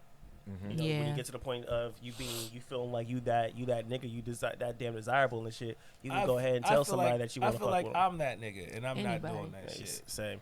I'm not doing that shit at all. I think too, it's a lesson in you got to be careful who you attach yourself to. You know, just because I of course it would be a good opportunity because but it wasn't worth it. Yeah, because of the that's your risk versus reward. Yeah, it's like okay, it's Joe Budden Podcast Network. He's like you said, he's one of the biggest podcasts. So of course it's like this is where a good opportunity to be. But is this a person you really want to be connected to? Yeah. And it comes down to your integrity. Sometimes you got to turn down some money just to do the right move. That's what we decided. Ain't always the right. Jump, sometimes it's not right. Yeah. From jump. And you got to be willing to make that sacrifice. So jump. Okay. So I think we're all on the same page with that, right? Yeah, he's trash. Fuck. It was trash. I mean, like it's just crazy. And you know what? I'm a fan. I grew up listening to his music. I was a fan. Yes, Pump It Up. Pump It Up. No, the mute music, all that, the mixtape, the real music. Yeah, all that. But all I know is Pump It Up. So that nigga he got bars. Yeah, and you ain't the only one. And that's most. But no, Joe was an extremely successful rapper. But at the end of the day, trash is trash. Trash is trash. Trash is trash. Unrecyclable. Period. So speaking of trash, so we're gonna go on to Kwame Brown versus Charlamagne the God. This episode name. Yeah, I gotta hear these clips, man. Oh my God. The whole episode. Heartbreak anniversary. Hey. In parentheses, okay, so for reference, Kwame Brown was the #1 draft pick. He was 17 years old to the Washington Wizards when Jordan came out of retirement. That is what he's famous for. Because a lot of people are like, who's Kwame Brown? That's who Kwame Brown is. Okay, he's the only one. So he is widely known as being a bust. Yep. That not living up to his expectations. So. On the All the Smoke podcast, which is Matt Barnes, Steven Jackson, and Gilbert Arenas was a guest. They went on there 20 years later. This is 20 years later, and they were talking about Kwame Brown and basically how he was a bust, how he didn't live up to expectations. 20 years later. Yeah, I don't understand why they even came up. Me either. Anyway, so Kwame Brown responded. And it was a surprise to everybody because he never spoke. Yep. And he flamed all of them. He flamed Matt Barnes. He called him Becky with the good hair. Yep. Steven Jack. He said, "Why are you emotional that somebody else slept with your wife?"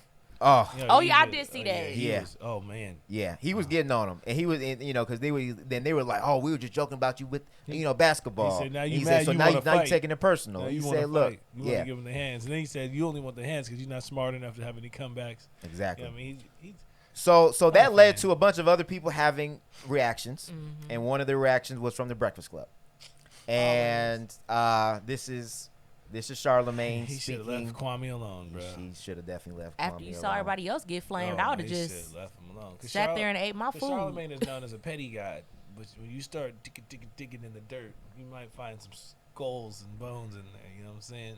Yeah, and part of the reason why they responded too is because he was basically calling. He said that the Breakfast Club only got famous for talking about black men, basically, and saying that you guys talk about black people all day, you guys gossip, et cetera, et cetera, et cetera. I feel like people always say that, but nobody is going on Entertainment Tonight and talking about y'all talk about all the white people. Like, bruh, if you're a black But that was in if you're response. talking about, no, I'm just No, I saying, know. in general, if you're talking about black culture, you're gonna talk about black people. culture, Like, yeah. you know what I'm saying? Like, I don't understand why people be so shocked. Like, you keep talking about black people. Who we supposed to talk about then? No, I got you. So we're gonna What gonna did you hear. come here for? So we're gonna hear For what black we're culture? gonna hear what Charlamagne has to say, Make it make sense. and then we're gonna hear what Mr. Kwame Brown has to say. Something. Leave Kwame Brown alone. I don't know if y'all know, but you could do a little research. Kwame Brown was born in Charleston, South Carolina. I don't think I've ever met Kwame, but I know a lot of his family. His family lived in Mounts Corner, South Carolina. His father's name was Willie Brown. I don't know how many kids Willie Brown had. I don't know how many siblings Kwame Brown got, but I went to school with his sister, and I went to school with one of his brothers. Let me tell y'all something. Kwame's father in the 90s, I remember this story. He beat a woman with an axe handle. It was his girlfriend. And the rumor was he buried her alive. He buried her in the area that I grew up in, if I remember correctly. I've been trying to call my dad since yesterday to confirm the whole story because I literally forgot about this until yesterday. But the woman died and he got arrested. If he's still alive, he's in prison for life because he got caught because he left South Carolina after the murder and came back for his paycheck. Let me tell you something else. His other brother, I don't know if him and Kwame were close, but his other brother shot his baby mama several times and then killed himself. That was like in 2008. And his other brother, Kwame's other brother, just went to jail for murder like 3 years ago. All of this you can Google. I'm saying all that to say, leave Kwame alone. That man has been quiet for 20 years. He don't bother nobody. Clearly all that, you know, all that he's a bust stuff gets to him, and you don't know what people are going through or have been through, but I've seen folks snap for less, and it looks like, you know, Kwame is snapping. And if you look at the history of men in his family, you would know his men in his family have a history of snapping. Leave. And Kwame Brown had to say this. And in my opinion, that is a violator gets to try to get the lawyers on me. Oh, okay. Oh, well, hold on. No, I'm sorry. I'm missing the clip. I'm sorry. That is after that. Where is the other clip at? Actually, no. We're gonna just play that. I'm like, all this murder. Yeah. So like, damn. So I mean, he had a good, you know, reason to bring that up. It's like, yo, leave him alone. He's going through some shit. Right. It's been this, But been I'm this, like, been I this. was just It's like, shocked. damn, you ain't gotta put his business up like that. So Kwame Brown responded to that, and he basically said the same thing. Basically, why are you putting out my business like that? Why are you talking about my dad, talking about family members, et cetera, et cetera, et cetera, and you're painting it as if I'm crazy. And he said, I have nothing to do with what my father did or what my brothers did. He said, I'm my own man. He said, you could have asked me about what was going on. He said, I'm just responding to what people are saying to me. Yeah. So then after that, and during that rant, he brought up all the rape allegations that Charlamagne had in the past. Shit. And he said, basically, he said, well, why am I listening to you when you are rapists and you were, you were assaulting women and blah, blah, blah, blah, blah. Giving them the pill. As soon as he did that, Charlamagne hit him with the cease and desist. Oh, yep. So this is his response to the cease and desist. Thank son of a bitch. That in my opinion, that is a violator gets to try to get the lawyers on me. So wait. First, you ignored me when I tried to just ask you for respect. Then you invite me on your podcast. Then you try to have Charlamagne the bitch defame my character. See, I'm gonna have to call a lawyer and see if I got a defamation of character lawsuit against you, because I just got a cease and desist saying that I said some things I shouldn't have said. But my opinion of you is that you are a piece of shit. So let me retract everything I said about you, sir. You're not the R word, but we know what you did. But technically, you pled, the legal term is, you pled to a lesser charge of, what was the lesser charge? What was the lesser charge of a minor? Delinquency of a minor. So because your bitch ass got lawyers, and see, that's what I mean about that machine, y'all. Pay close attention. Because this bitch ass nigga got lawyers, he found a lawyer of mine that I don't even use anymore. y'all digging, boy. Y'all digging deep, ain't you? So because you pled to a lesser charge, and again, I retract them statements from earlier because I don't want any smoke. But if you sue me, you're gonna find out a nice little secret. Punk ass bitch. But anyway, I'm still not gonna let off the gas on your bitch ass. You lesser charge ass bitch. You delinquency to a minor ass bitch. That's still wrong. What the fuck you doing around a minor, you punk ass motherfucker? Fuck you and fuck your goddamn lawyers, bitch. Just cause you go pay and your motherfucking friends go help you out, bitch. You think that's gonna scare me, ho? Fuck you, Charlamagne the ho. He was going off on straight him. up went hit him up style. He needed Straight the ether up. on the background. He So- need to hit him That up. boy ain't changed his road CT. style since the Fuck 90s. Biggie. Fuck Bob. For a record label and a damn music company. For real. So, look, I'm gonna just say this before we get into reactions. This is what I don't like about Charlamagne.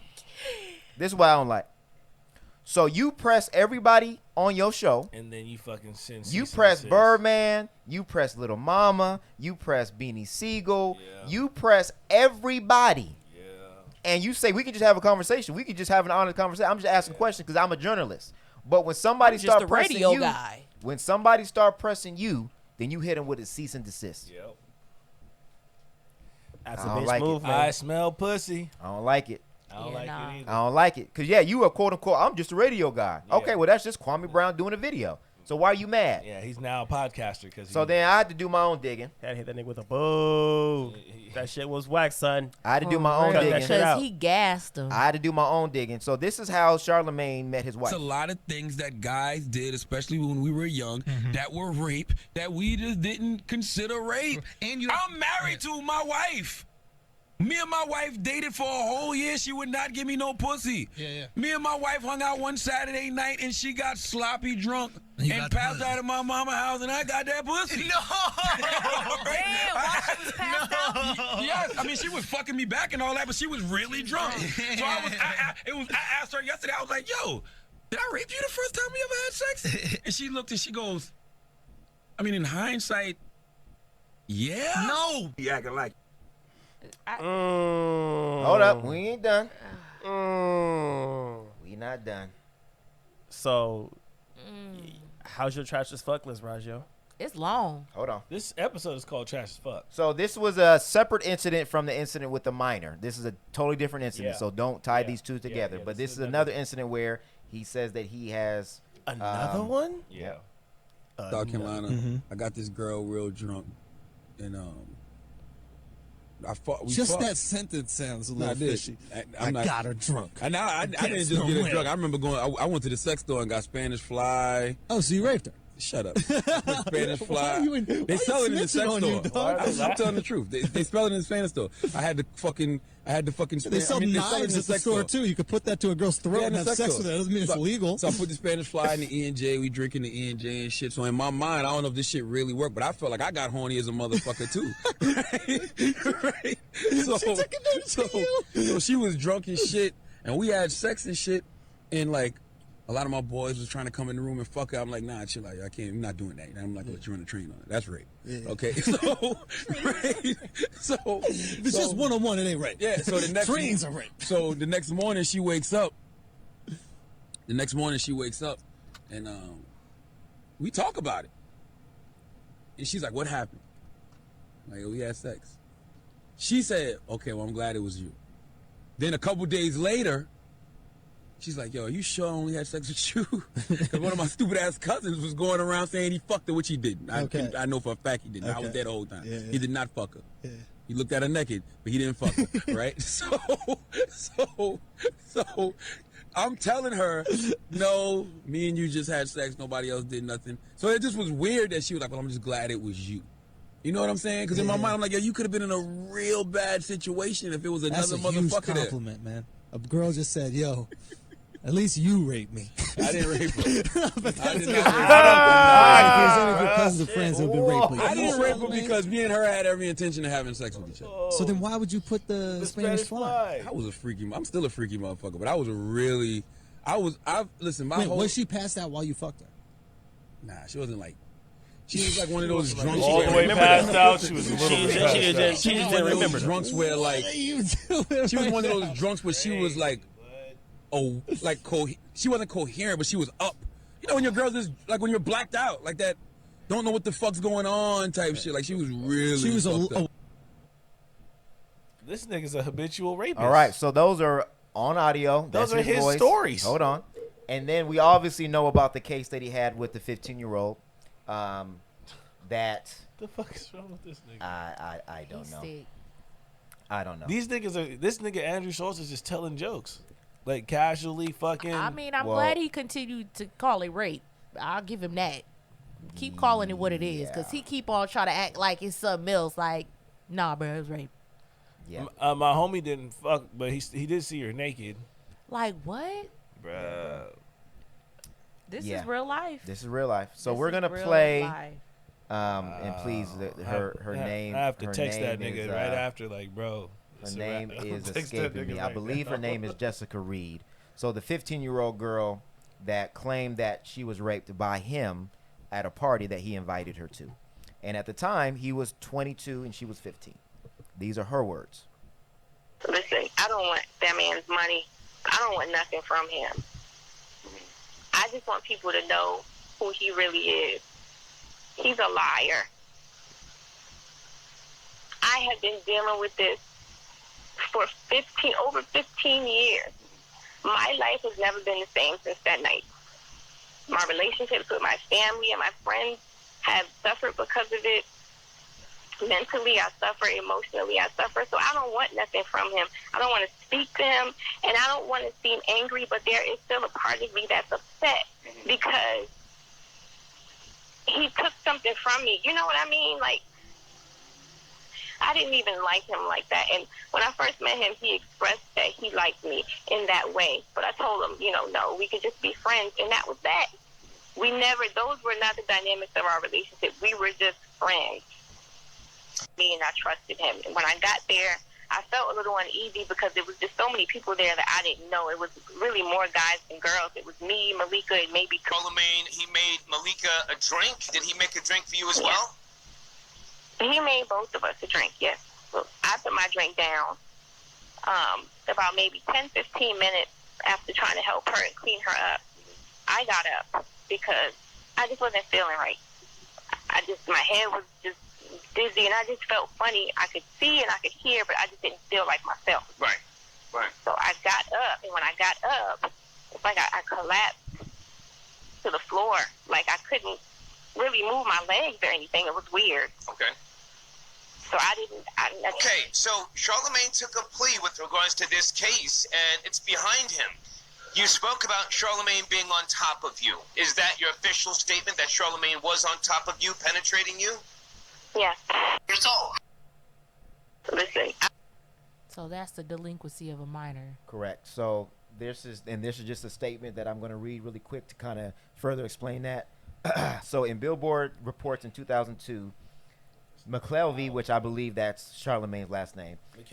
McKelvey, pleaded guilty to contributing to the delinquency of a minor in return for the state dismissing the charge of criminal sexual misconduct with a minor. Wilson made clear that the plea was negotiated because Reed, which is who we just heard from, at the time refused to cooperate with the prosecutor. In an interview with The Blast, Reed's mother, Jocelyn, admits that she prevented her daughter from cooperating with she prevented her daughter from to protect her daughter from suffering. The prosecutor made this agreement because of the victim's absence and the lack of evidence available at the time. While the tools and the technology of justice have evolved, in cases involving personal violence, the state must have the witness to prosecute. Wilson said in a statement, too often the key witness will not come forward to support of criminal prosecution. Trying a tough case is no problem, but trying an impossible case is not ethical. So it was dismissed, but not because he was cleared of his evidence or cleared of his innocence. It's because Miss Reed did not cooperate, because her mother advised her not to or made her not to, and because there was lack of evidence. Yep. Still rape. Period. I mean, and there's just that and all of the other context, right? Out of his own mouth. I mean, we know you're a rapist. That's two other instances that he got a woman drunk purposely and then had sex with her. No. And then she said the same thing. I'm saying that he's admitted he to. Admitted, right. Out of his own mouth. Right, and then she's saying the same type thing. So all of this came about because of Kwame Brown's rant. Yeah. And it brought it all right back to surface. Good. And he said that black women, y'all know what to do. And he said, we going to get this bitch off the air, basically. He out of here. Why do you get a platform and you're raping people?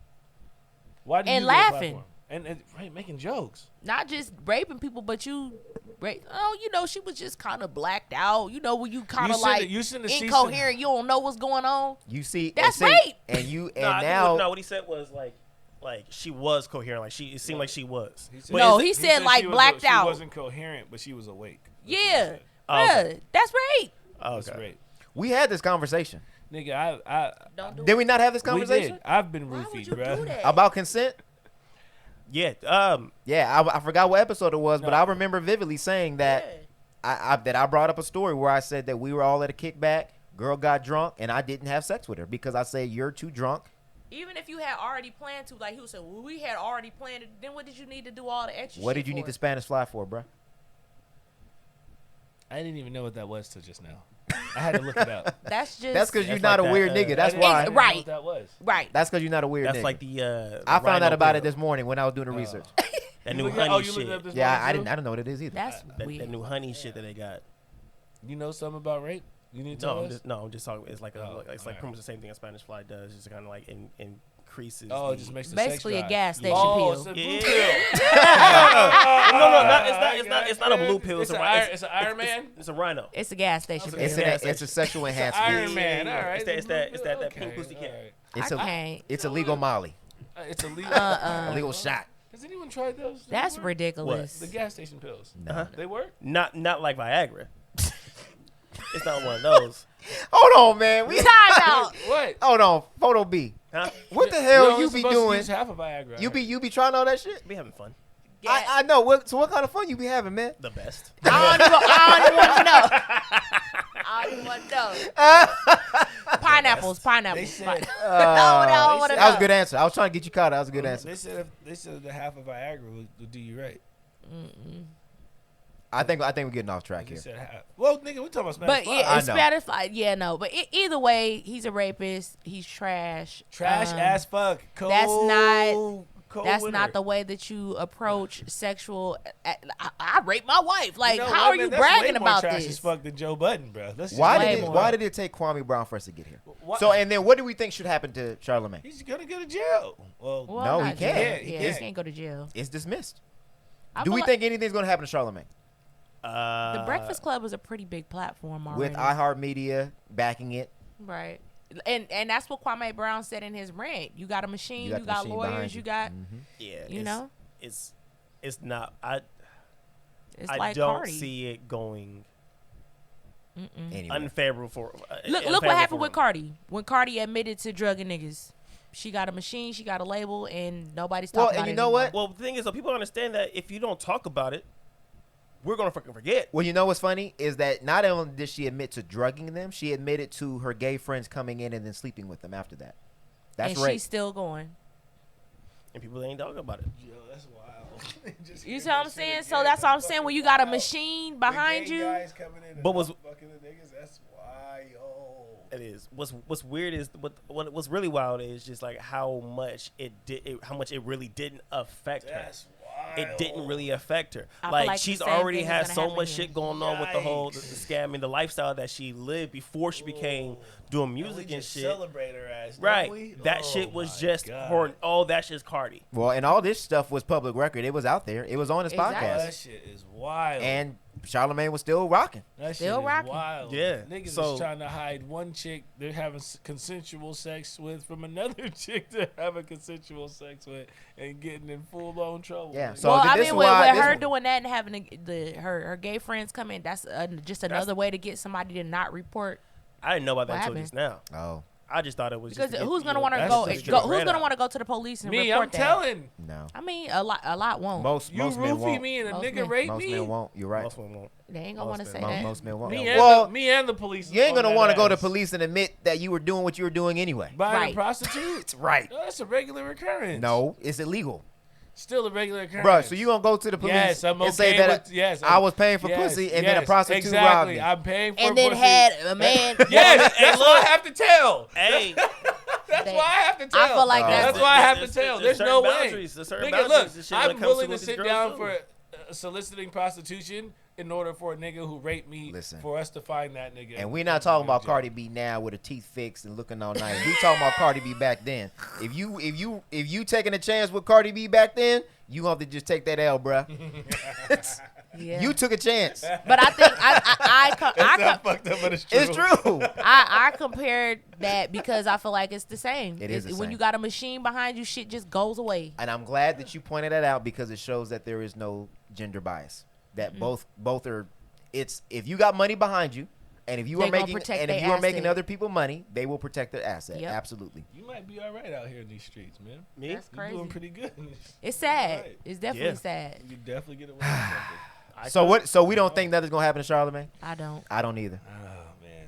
Unfortunately, I'm not saying I don't The think nigga was something just should. keying all over it, nigga, on his own podcast, bruh. And millions of people listen to Brilliant Idiots. And that was 2015. It's been out a minute. So if nothing happened then, why would we believe that You know something what gonna happen happened? now? Kwame Brown got a cease and desist. That's what happened. Exactly. But here's also the thing though. Like a lot of people don't know who Kwame Brown is. So when it comes up, it's like, am I really gonna listen to it?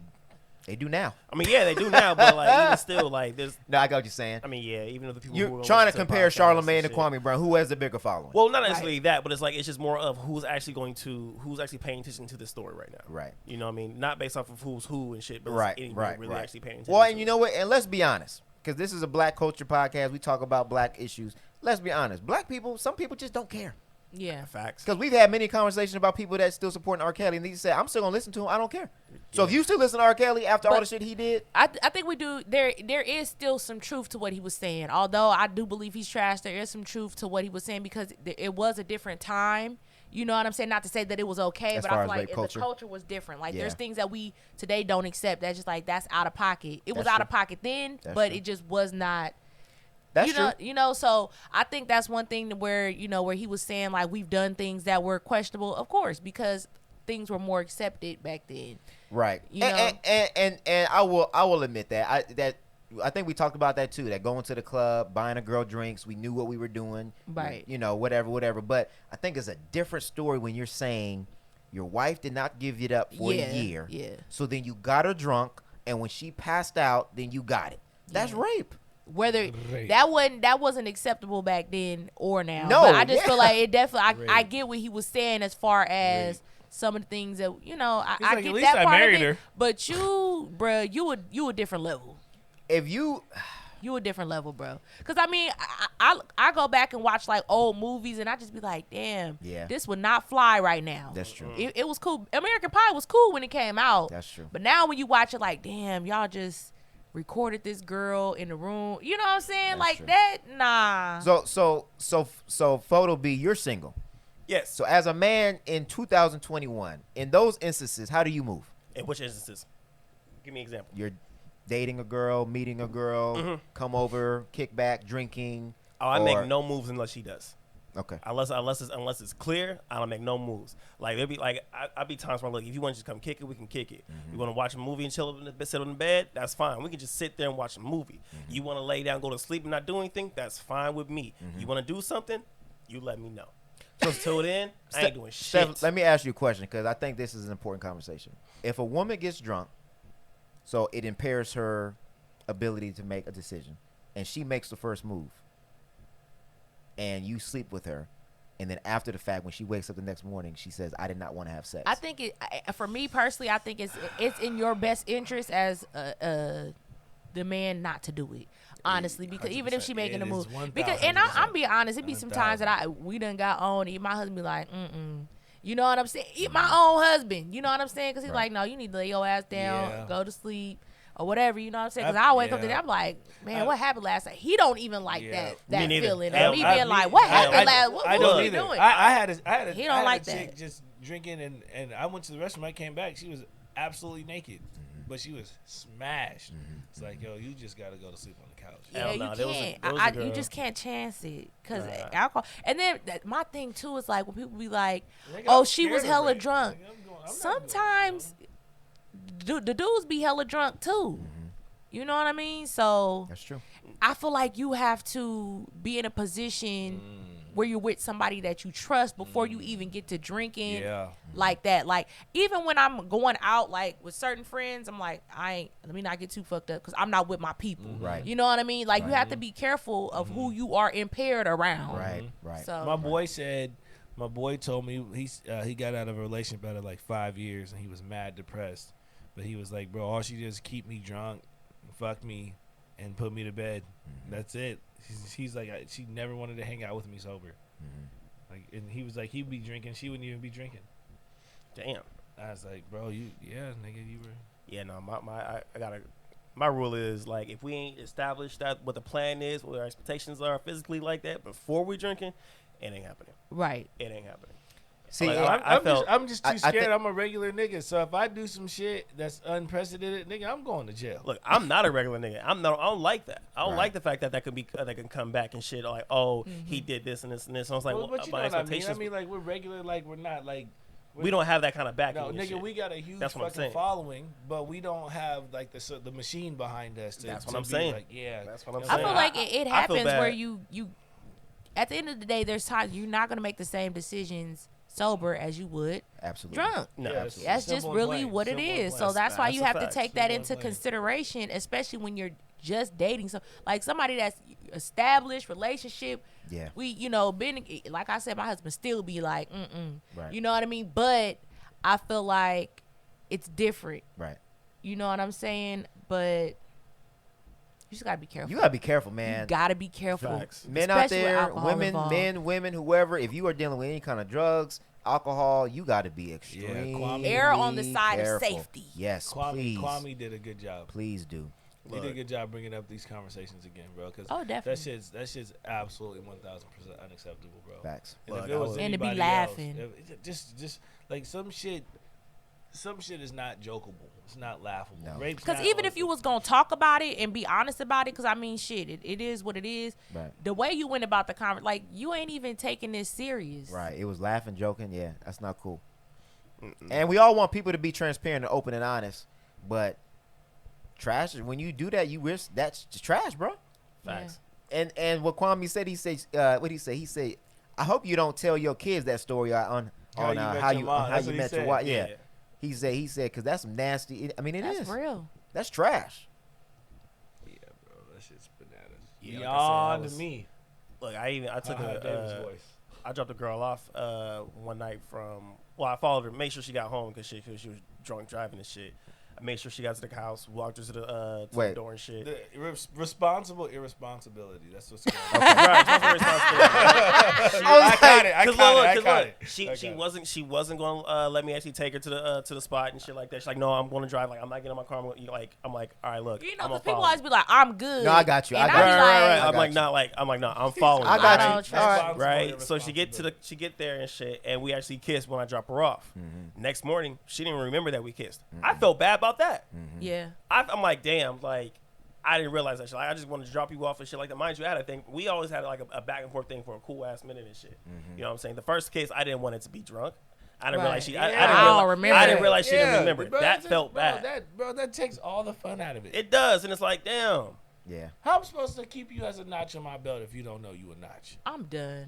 Wow.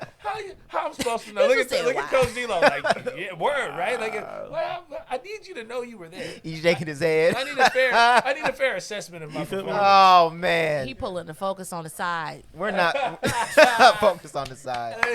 We're not laughing about rape culture. We're not laughing at rape culture. No. But yeah, no. Be careful. Not like definitely err on Andrew the side Schultz and Charlamagne the Guy. What Steph just said, for real, like on a serious note, please err on the side of caution. Back then and today. Yeah. And some of y'all, looking back then, y'all was definitely contributing to the rape culture. You niggas was rapists. Because I know for sure back then in Sacramento, going to a damn kickback and running trains on girls was the thing to do. And it was or inviting girls and telling them it was a kickback and it's just you and hella niggas when they get there. And it wasn't very heterosexual. And it wasn't the thing to do. And even if even if your ass did not participate in it, you were still contributing to the damn rape culture. You're not as manly recording as you think you are. Don't get me started. That unheterosexual activity. All right, Steph, we're going to kick the last topic over to you. That's the weirdest shit ever, bro. Oh, yeah. Girl code. So, on the topic of girl code, we got Porsha from Real Housewives of Atlanta. She came out in a relationship with the ex-husband or about to be ex-husband of one of her castmates. And the castmate was introduced as her friend. Now, in her defense, a lot of times on these shows, when people are introduced, usually they'll have somebody introduce them, like, how we gonna bring this person on to the show, and they'll just introduce them as Porsha's friend or Nene's friend or whatever, even though they don't necessarily know each other. You know what I'm saying? Like, we have to realize reality TV is not. It's a bunch of lies. You know what I'm saying? It's curated. And it's scripted. It's scripted. Yes. You know, it's curated, it's scripted. Absolutely. And you know what I'm saying? So, taking that into consideration, she says, I believe the girl's name is Fallon. Is that her name? The one that he was married to before? Yeah. So the fiance's name is Simon. That's him, yeah. I don't know. I can't. But yeah, so basically she was saying, that's not my friend. And she is now dating her friends from the show ex-husband. Now, even if they weren't friends, once they started recording, she's been to their house on camera, barbecues, kicking it in their pool, and all that kind of stuff on camera. I can't say whether in real life, if they aren't really friends like that, but I could believe it. But the question still remains, is she out of pocket? Is it against girl code for her to date the ex-husband of an acquaintance, even if it's not necessarily a friend? For $40 million? Get your money, honey. Get your bag up. Get your bag up. Go get your man, girl. She don't want that man. She don't want that $40 million. Go get it. Look, that was an acquaintance. All of us, even if we was friends, she was an acquaintance. But now. don't you feel like once she went to their house? No. Because it was still, I still you know kind what of. she did? No. She gave her a tour of her new palace. I'm Let done. me give you the walkthrough. So what's the question? Is it right? Is she out of pocket? Is she out of pocket? Yeah. She's out of pocket. Nah. As an acquaintance? As an acquaintance? Yes. For yes. $40 million, she's out of pocket. So would you not date the? It's out of pocket. Now, would I personally do it? No. Yeah. I think there's a difference between what I would personally do. Something can still be out of pocket, but I can see that people will still do it. Yeah, for $40 million. An acquaintance? I think people are. An acquaintance just because I know you? If I'm being honest, I I don't really really have that- feel like people is capping. Women are definitely capping. Oh, they would do it. They for said sure. they would never do it? They're like, oh, she's so out of pocket. This so scary. And they're saying this why I don't trust. That's why they don't trust friends around their man and stuff like that. Right. They've done it for less.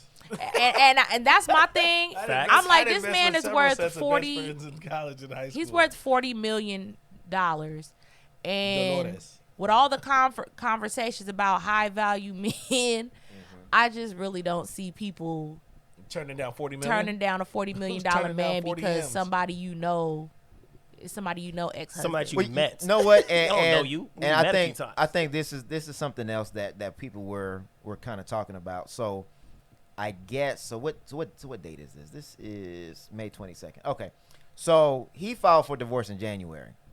And Porsha's saying that she had nothing to do with the divorce filing. That's between the two of them. Fallon and I are not friends, and Simon's divorce has been settled. You ain't got to lie.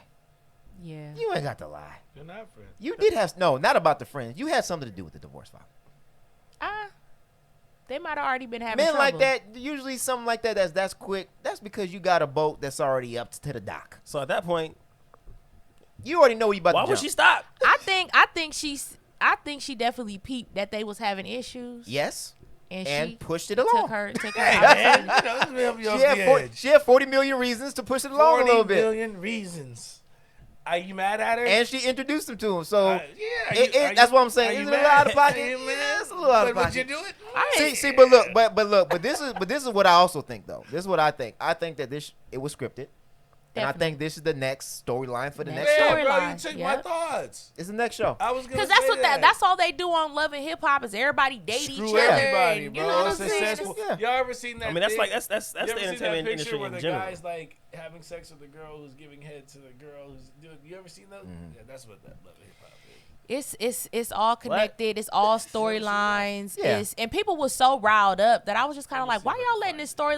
If your man and your friends is trash like that, just say that because people was a little bit too triggered for me. Well, and Porsha is getting her own show. But yeah, that's where the issue They came said in. she was already getting her own show based on her social justice. I'm thinking because I don't believe that. I think it was always in the They said they was already doing that Yeah. because of her social justice work and all the time she done got arrested. We gonna see. So they was gonna try to spin that off, which I feel like was whack, but we gonna see. Your point is absolutely correct. I've heard women say that my whole entire life. This is why I don't introduce you to my friends, because my friend dated my ex last time, or she tried to steal my man. And I'm like, well, why is she your friend? Thank you. I never understood that. Friend? Why is she if your I friend? can't trust you around my man, I don't want you around me. And really, that shows you don't trust me. Yeah. That shows that you're stupid.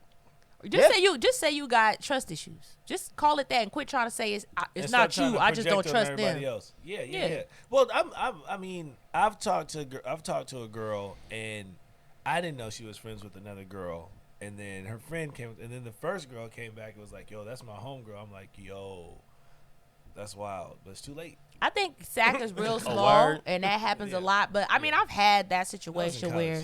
So, with a friend doing that or whatever, but I'm not going to project that on all my future friendships. Exactly. You know what I'm saying? Yeah. And then you got to think about the fact that, I mean, I won't say sometimes people just click, but it's still about the moral. Well, you know what? I've been in integrity. situations. We talked about morals. 40 million reasons to change your morals. I've been in situations where the friend has been doing the most as well, though. Okay. Flirting and trying to be a little extra, little touchy and all this. I've been in those situations, and I think that you know what it is, because you come off as a man of commitment, right? But what I'm saying, I can see if you keep those kind of people around you, then you would have trust issues, because if they keep doing that to every man that you bring around, then like that one video, I forgot what the series was, but when the boyfriend and the girlfriend, they were talking, and then he was like a trainer, and then she had her friend hit on him to see if he was cheating, and then she lied and said that they slept together. Because she wanted him. Yeah. And then she was like, "So why did you lie to me?" She's like, "Oh, because he's a good man and you don't deserve him." Trust him. He's a good man. That was real. That was real. I saw like, that. what? That was a little Asian chick, right? No, black and Asian. She was like, I don't know what she was. Something like that. She was mixed. Yeah. And he's like, "Yo, I didn't do that shit. We said, call her right now." I didn't do it. Yeah. They called her. It's like, "Yo, I lied about it." Bro, it be getting real out here. So like y'all gotta make your mind up. Are y'all going on friend dates? I think Chris Rock said it best when he said that men will meet their guy friend's girl and be like, "Damn, that's a good woman." You know what I'm saying? I need to get me a woman like that. But women will meet their friends, man, and be like, "I need that nigga." Hey, Nope. Listen. Niggas be doing the same shit. Listen. Yeah, they do. Niggas, no, I've seen niggas go. Like that. I've seen niggas go behind. Yes. Nigga, how did Meek Mill get fucking Nicki Minaj? I don't know. He snitched on Safari. Yeah. And but told Safari Nicki, wasn't his man's like that though. Bro, they were cool enough to be hanging out. I'll tell you what. And I'm sorry, that's a famous example. But I've seen niggas that have seen how they men be moving. Yep. They see that they got a good girl, Yep. and then go behind them and be like, "Look." But see, men will do that just to try to sleep with her. But they ain't trying to be with her. I'm talking about niggas. both. Okay, let me ask I you ain't never something. seen that. I feel like niggas. I feel like if somebody that they smashed, they didn't have a relationship. I see niggas do that shit. But I don't think like somebody like this is your girl in your house, and I've never seen that. I've seen it. But I've definitely been in a situation where I was talking to a chick and I was introduced to another chick by somebody else, and then that girl was like, "Oh, I heard you having problems. Let me just go ahead and settle in here." What does it say? I mean, I've had the issue once, but again, my circle small, my circle tight. I ain't worried about it. I've never heard of that. I personally never had that issue. All the people I keep around me are thorough. I trust my girl or my woman, who I'm dating, who I'm married with all my friends. Well, I'm talking about back in the younger days, fresh out of high school. Even then, my circle's solid now. I have the same niggas in my circle that I had. No, but I understand. Yeah. You had some old dirtbag friends back then, man. So girl code, just one. So what? Do girls have the same code as men do? Because I have a code that if you dated my boy, that you're probably off limits. I think for women, it's off limits. For most women. I mean, again, you have your outliers. No, I'm just saying in general, is that a girl code? But I think girl code goes a little bit too far to me, to where I feel like even when your friend liked a dude, ain't dated, just liked him, he off limits. That's out. And I feel like that's out. I feel like that goes too far. Like it be like I liked him. Like y'all wouldn't even touch it. And listen, she's telling the truth though. She's telling the truth because I used to date a chick that was like the second option. Because the girl that I wanted to talk to, her friend was like, my friend likes you, so I can't talk to you. Exactly. I'm like, are you serious? Too bad. She really did. Now there's another one. There's a meme that I seen. Right, brother was trying to holler at Ogra, and he was like, "Can I get your number and call you sometime?" She's like, "No, thank you." Right. So then, mind you, in the picture, she walking with another chick, and now in the next picture. Later, he walking with the other chick. And she all like, how are you going to try and talk to me but end up with my best friends? Like, look, how are you going to curb me but then get mad? Facts. Good old facts. But again, people love to come. I used to talk to him. So what? So? Talking don't mean nothing. Thank you. Talking you know what I'm saying? nothing. And that's the thing. Like with girl code goes a little bit too far. And because I feel like we've always had that friend that like everybody. It's like, God damn, like you don't give nobody else a chance. It's not calling shotgun. Well, are you making a move? Yeah. But I love him. I like him. Like you got a crush on everybody. Yeah. So we can't talk to no niggas. Yeah, we see him right now in current day and all the niggas. DMs. But yeah, I think it goes too far on that. Move, everybody off limits. Okay, so what if your man's hit a chick, right? And he wasn't with her, but y'all kicked it off, and is that cool? Yeah. I feel like that's cool too. Yeah. I feel like it's cool I too. feel like sometimes you got to look at the whole time committed in between because sometimes it could be some shit like, oh, we used to talk back in high school. Motherfucker, we 33 now. The way I look at like, it, come on now. Let that go. If we were of age. If it would cause any issues in my friendship, then the answer is no. Okay. That's fine. That's because there are some women that. Now, what if these friendships are disposable? What if they're just like acquaintances? I don't have any. I don't got no disposable acquaintances. All that shit's off the table. Like, yeah. If it's an acquaintance, that's different. If it's a friendship, if me dating that woman will cause issues with my brother, then it's a no. All right, that's fair. Because I value my friendships over talking to somebody. What if that was the woman of a your potential? Dreams? What if that was your wife? I don't know. What if you missed your wife? I'm just a man for of your brother. I feel like I've been in situations too where that's weird though. So you would have. What if a man? I've seen this. So you would have your man be like a groomsman or your best man in your wedding, and he smashed your. So those are those kind of friends. I'm talking about acquaintances. Yeah, nah. If it was a nigga that I was gonna have in my wedding, my boy. Yeah, that's your boy. I would never smash a chick that this guy smashed. I plan to be in the wedding for sure. I better be in the wedding. That's what I'm saying. You know what I'm saying? That's weird. I'm in the wedding before Nate. That's weird. You feel me? And they're blood. You know what I mean? So I need to be in the wedding. How you gonna try to make my little brother be a ring bearer? And shit? A ring bearer. No, he's a flower boy. I mean, but I've been in situations where people like broke Tall ass up, flower boy, and then like they were dating like one of my friends. No, that's gonna be you. And then they started trying to talk to another friend, but those friends weren't necessarily connected. You know what I'm saying? So like you dated my friend, y'all broke up. Now you're dating one of my other friends, but they're technically just like they don't know each other. Yeah, that's cool. You know what I'm saying? So it's kind of like, can you really be mad? Well, and it depends that's on. not your friend. It's a friend of a friend. No, yeah, I don't think you'd be mad. If a nigga doesn't No. invite me places, or he don't come to my house and eat steak, and we ain't checking on each other every day, and I just know you, and you smash a chick, and I want her, I'm gonna take her. Yeah. I'm gonna take her. I don't think that's wrong. Take her. That's real. I think our code is if that's your boy, if your boy has feelings or was involved with somebody that's in the longest extended period of time, she's off limits. Yeah. I think Now if you dealt with her, then it's a conversation. It's like you need to tell your boy ahead of time, like, hey, me and her was talking. Do you mind? Like, hey, I know that you had something with her. Is it over? Are y'all done? Whatever. And he said, bro, yeah, go ahead. Sometimes these niggas be sensitive. Hey, But no, some- that's real. Sometimes they do, but if you had the conversation, Hey, my godbrother said he ain't my godbrother no more just because he was sleeping with a chick that I used to sleep with, and I was like, well, that's his problem.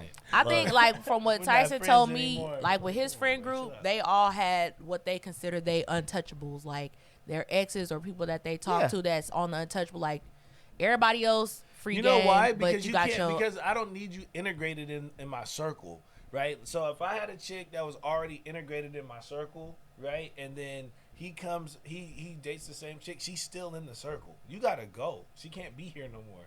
You know what I'm saying? She's out. You're It just out. makes it weird It because does. then That's why because you then you can't be question, here. were you checking him the whole time? Was she checking you the whole time? Whatever. And then now because if you're friends and you hang out, obviously post pandemic or pre pandemic, when you hang out, you're gonna bring your significant other. Yes. So now it's gonna be super awkward if you bring a chick that you were dating or with and then I'll he be brings her, hot. and then it's like it's just awkward. I know. Listen to this, bro.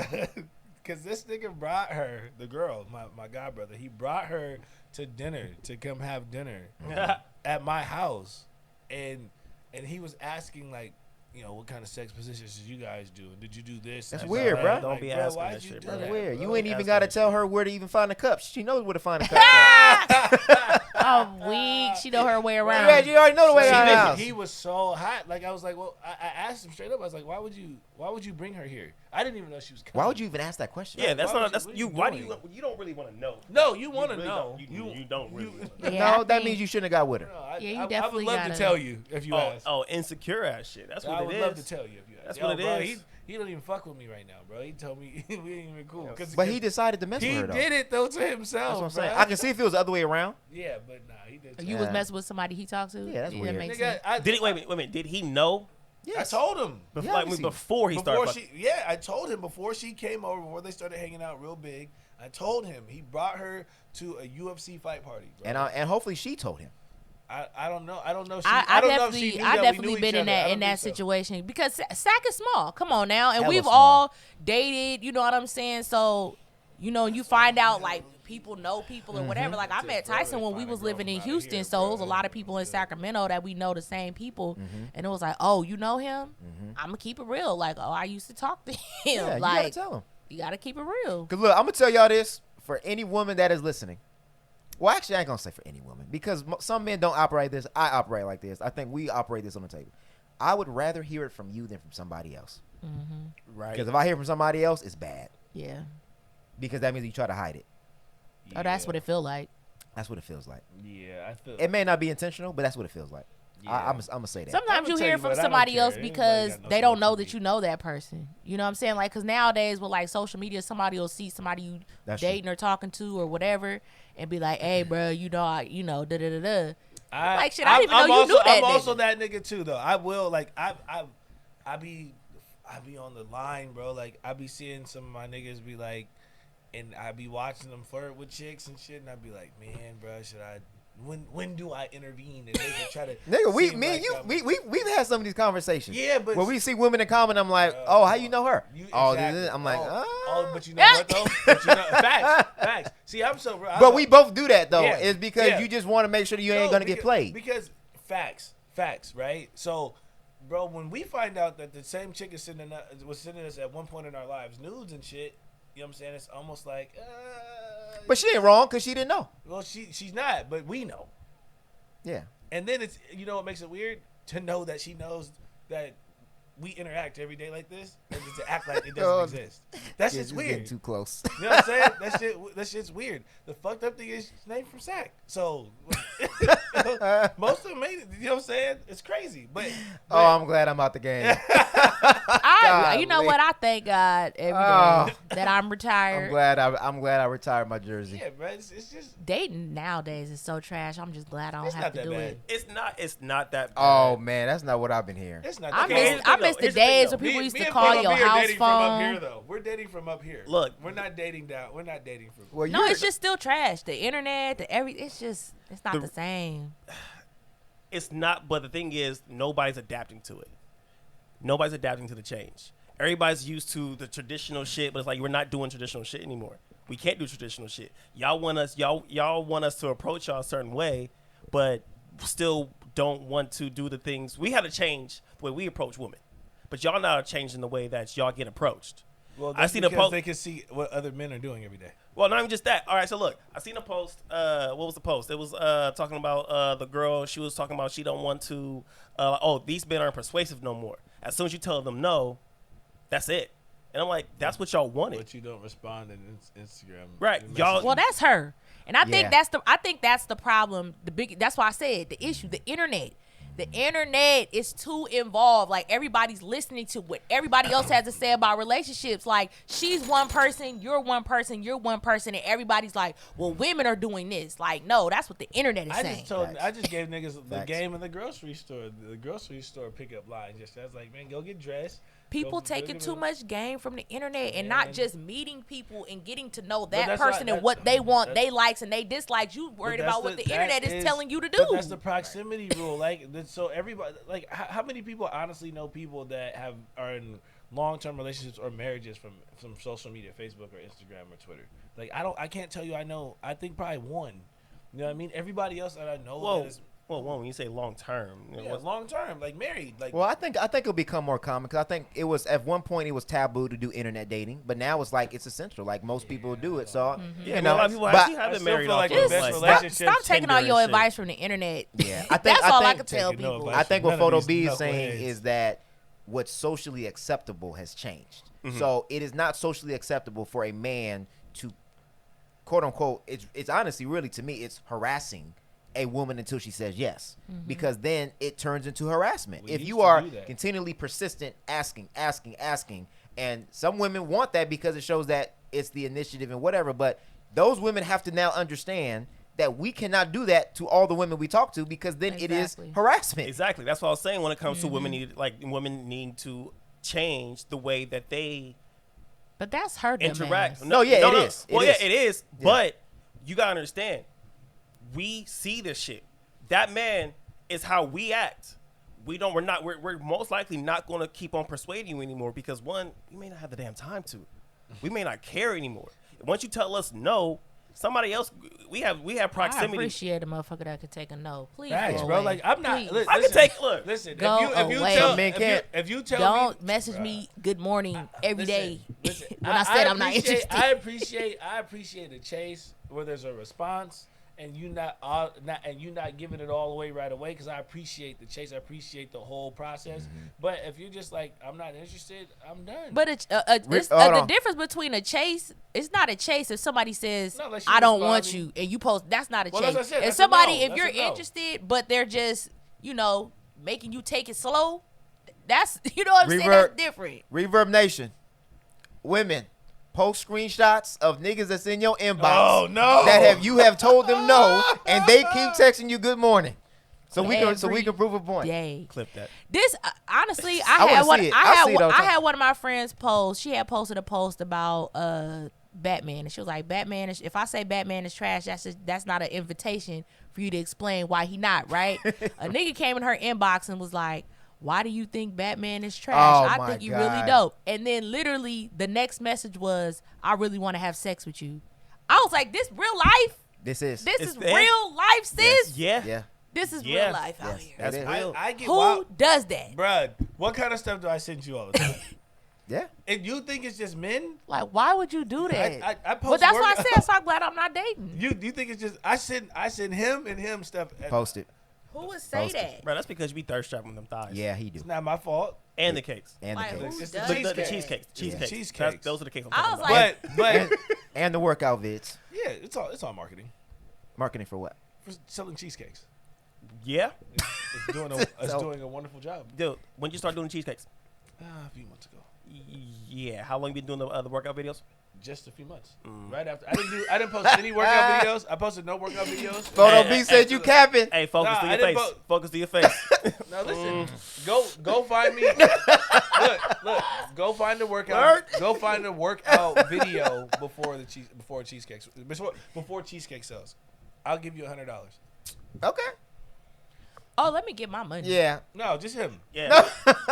Okay, because I could get the receipts right now. I was going straight. Actual workout video. I've posted 3 workout videos. No, I think he's saying thirst traps, like the thighs, the whole nine. But it's all good. We're talking about workout videos. We gonna get on. We gonna get on to the next topic. Oh, actually, we ain't got no time. That's it. We done. So trash fuck. Trash segment. We already talked about it, but we're going to go ahead and get into it, Trash as fuck, man. It's Joey Joseph Budden. You know what I'm saying? You know why. But you know what, man? We got to definitely give honorary trash as fuck to... I was already selling cheesecakes thing. We already got to give honorary... Yeah. We got to give honorary trash as fuck to Charlamagne the God. Please. Charlamagne. Man, I swear to God, every time I hear one of these niggas use the R word and then laugh after, that shit is bananas to me. That shit is incredible, bro. That shit's crazy. I don't really understand why the fuck niggas think it's okay to get females drunk or intoxicated. You ever been date raped? No. You don't look like the type. But yeah, bro. So that's all. We just recap on what we already talked about. Make sure you get your contracts together. Make sure you don't trust your friends more than you trust your goddamn self. Make sure you pray about it. Ask God about it. Make sure you spend some time with your business partners. Stop calling people brother who are robbing you. Stop calling people brother who are killing you. Stop robbing people. You know what I'm saying? Cut it out. Cut it out. Period. Anyway, yeah. Happy I anniversary. totally agree with your picks. Hey, absolutely. Photo B is out here licking his lips at my. He finna get that $100. I would help you, but I can't find only if you gonna split the money. I can't find no post of cheesecake before between. First cheesecake was first week in November. Okay, cool. filter the results. I'm trying to help him. Yeah, you might have to give up. You on Facebook? You might have to give Facebook. up that. Filter the results, fam. Look. You might have to give up that $100, fam. Look, I haven't seen. Don't get me started. All right, yo. You saw this. We gotta get up out of here. Yeah, so we gotta get up out of here. Final thoughts, and so we can close out. We can try to celebrate our anniversary, and let's get out and get on with our Saturday. Oh yeah. Final thoughts. What's your final thought? I'm gonna go. I'll go first. ahead. Final thoughts. I just want to I want to reiterate our appreciation and thank for everybody that's listening. For those creators out there, get your business in order. Yeah. And make sure that what is agreed upon and continually communicate it so everybody is clear and on the same page. Because the last thing you want to mess up your creative mind and your creative experience is the business. And the business will always interact and combat the creative process. So keep your creativeness on one side and keep your business on the other, and don't let them mix, and try to keep that finances and issues of communication. Those are what's going to ruin. If you start a podcast with a group, that's going to ruin your podcast. If you have friends, family, whatever, it's just like marriage. The 3 causes for divorce in marriage, 3 most common divorces in marriage are sex, which obviously we ain't talking about, but finances and communication. And finances and communication will ruin not only a business, it'll ruin friendships, it ruins families. So the best way to combat that is just get it figured out from the beginning and make sure that everybody's clear from that point on. Yeah. Yep. I think same thing. Happy anniversary to us. Shout out to us. Period. What Snoop Dogg say? I want to thank me. For real. Period. Like, I want to thank me. Like, the fact that we did it. You know what I'm saying? Like, definitely shout out to the supporters, but I just want to give ourselves a pat on the back just for staying consistent and really just pressing through the whole pandemic and all the other regular adversity that comes with a podcast. But then it was even more so because of the pandemic. We couldn't have guests for a while. You know what I'm saying? And we just kept it pushing. We kept adapting. We kept just making it work. So I definitely want to crush that narrative that it's hard for Black people to work together, because it is not. It's hard for people to work together, and we got to kill that narrative. We can work together. We can build something, and it's possible. Facts. Well said. My final thoughts. This podcast dope as fuck. And if you ain't fucking with us, you goddamn sleep. You tripping. All right? You tripping. I mean, that's it. That's really all I got. I don't understand why it's taking us so long for you to push the subscribe button. You listen every week. You in the Reverb Nation every day, talking for hours and hours and hours. Push the button and help us get this thing on the road. Because these parties about to be hyper lit, and you niggas gonna act like you helped. Yeah. Be ready. No, seriously. Like, if for those that want to support, that's the best way to support us. We will have some exclusive content and some way to get paid some way. But as of right now, let me see. Please subscribe. Yeah, for my final thoughts, from just how this last year has been going for us, I'm excited for what's coming. Mm-hmm. I'm excited for what's coming. We've been doing this through a whole pandemic, through the Rona, through like hard times to do this shit, depression, like, the whole 9. Yeah, like it was for real. Like I wasn't even supposed to be on the actual camera and shit, but I feel like Corona really 75 changed that, huh? Yeah, It changed the whole 'cause- dynamic. Yeah, because like we didn't have no guests, so it's like, all right, I'm on it. I'm here. Y'all see me. Yeah, we had, like you said, we had devs. It worked All kind of That's stuff. true. That's Yeah, true. we did. And we Yeah. kept And pressing. we kept rocking. Mm-hmm. Shout out to That's us. real. Shout out to us. It's all love. All right, man. So we're gonna go ahead and sign out. Please like, subscribe, follow, and we'll check y'all out in 2 weeks. Peace. We out. Let's go.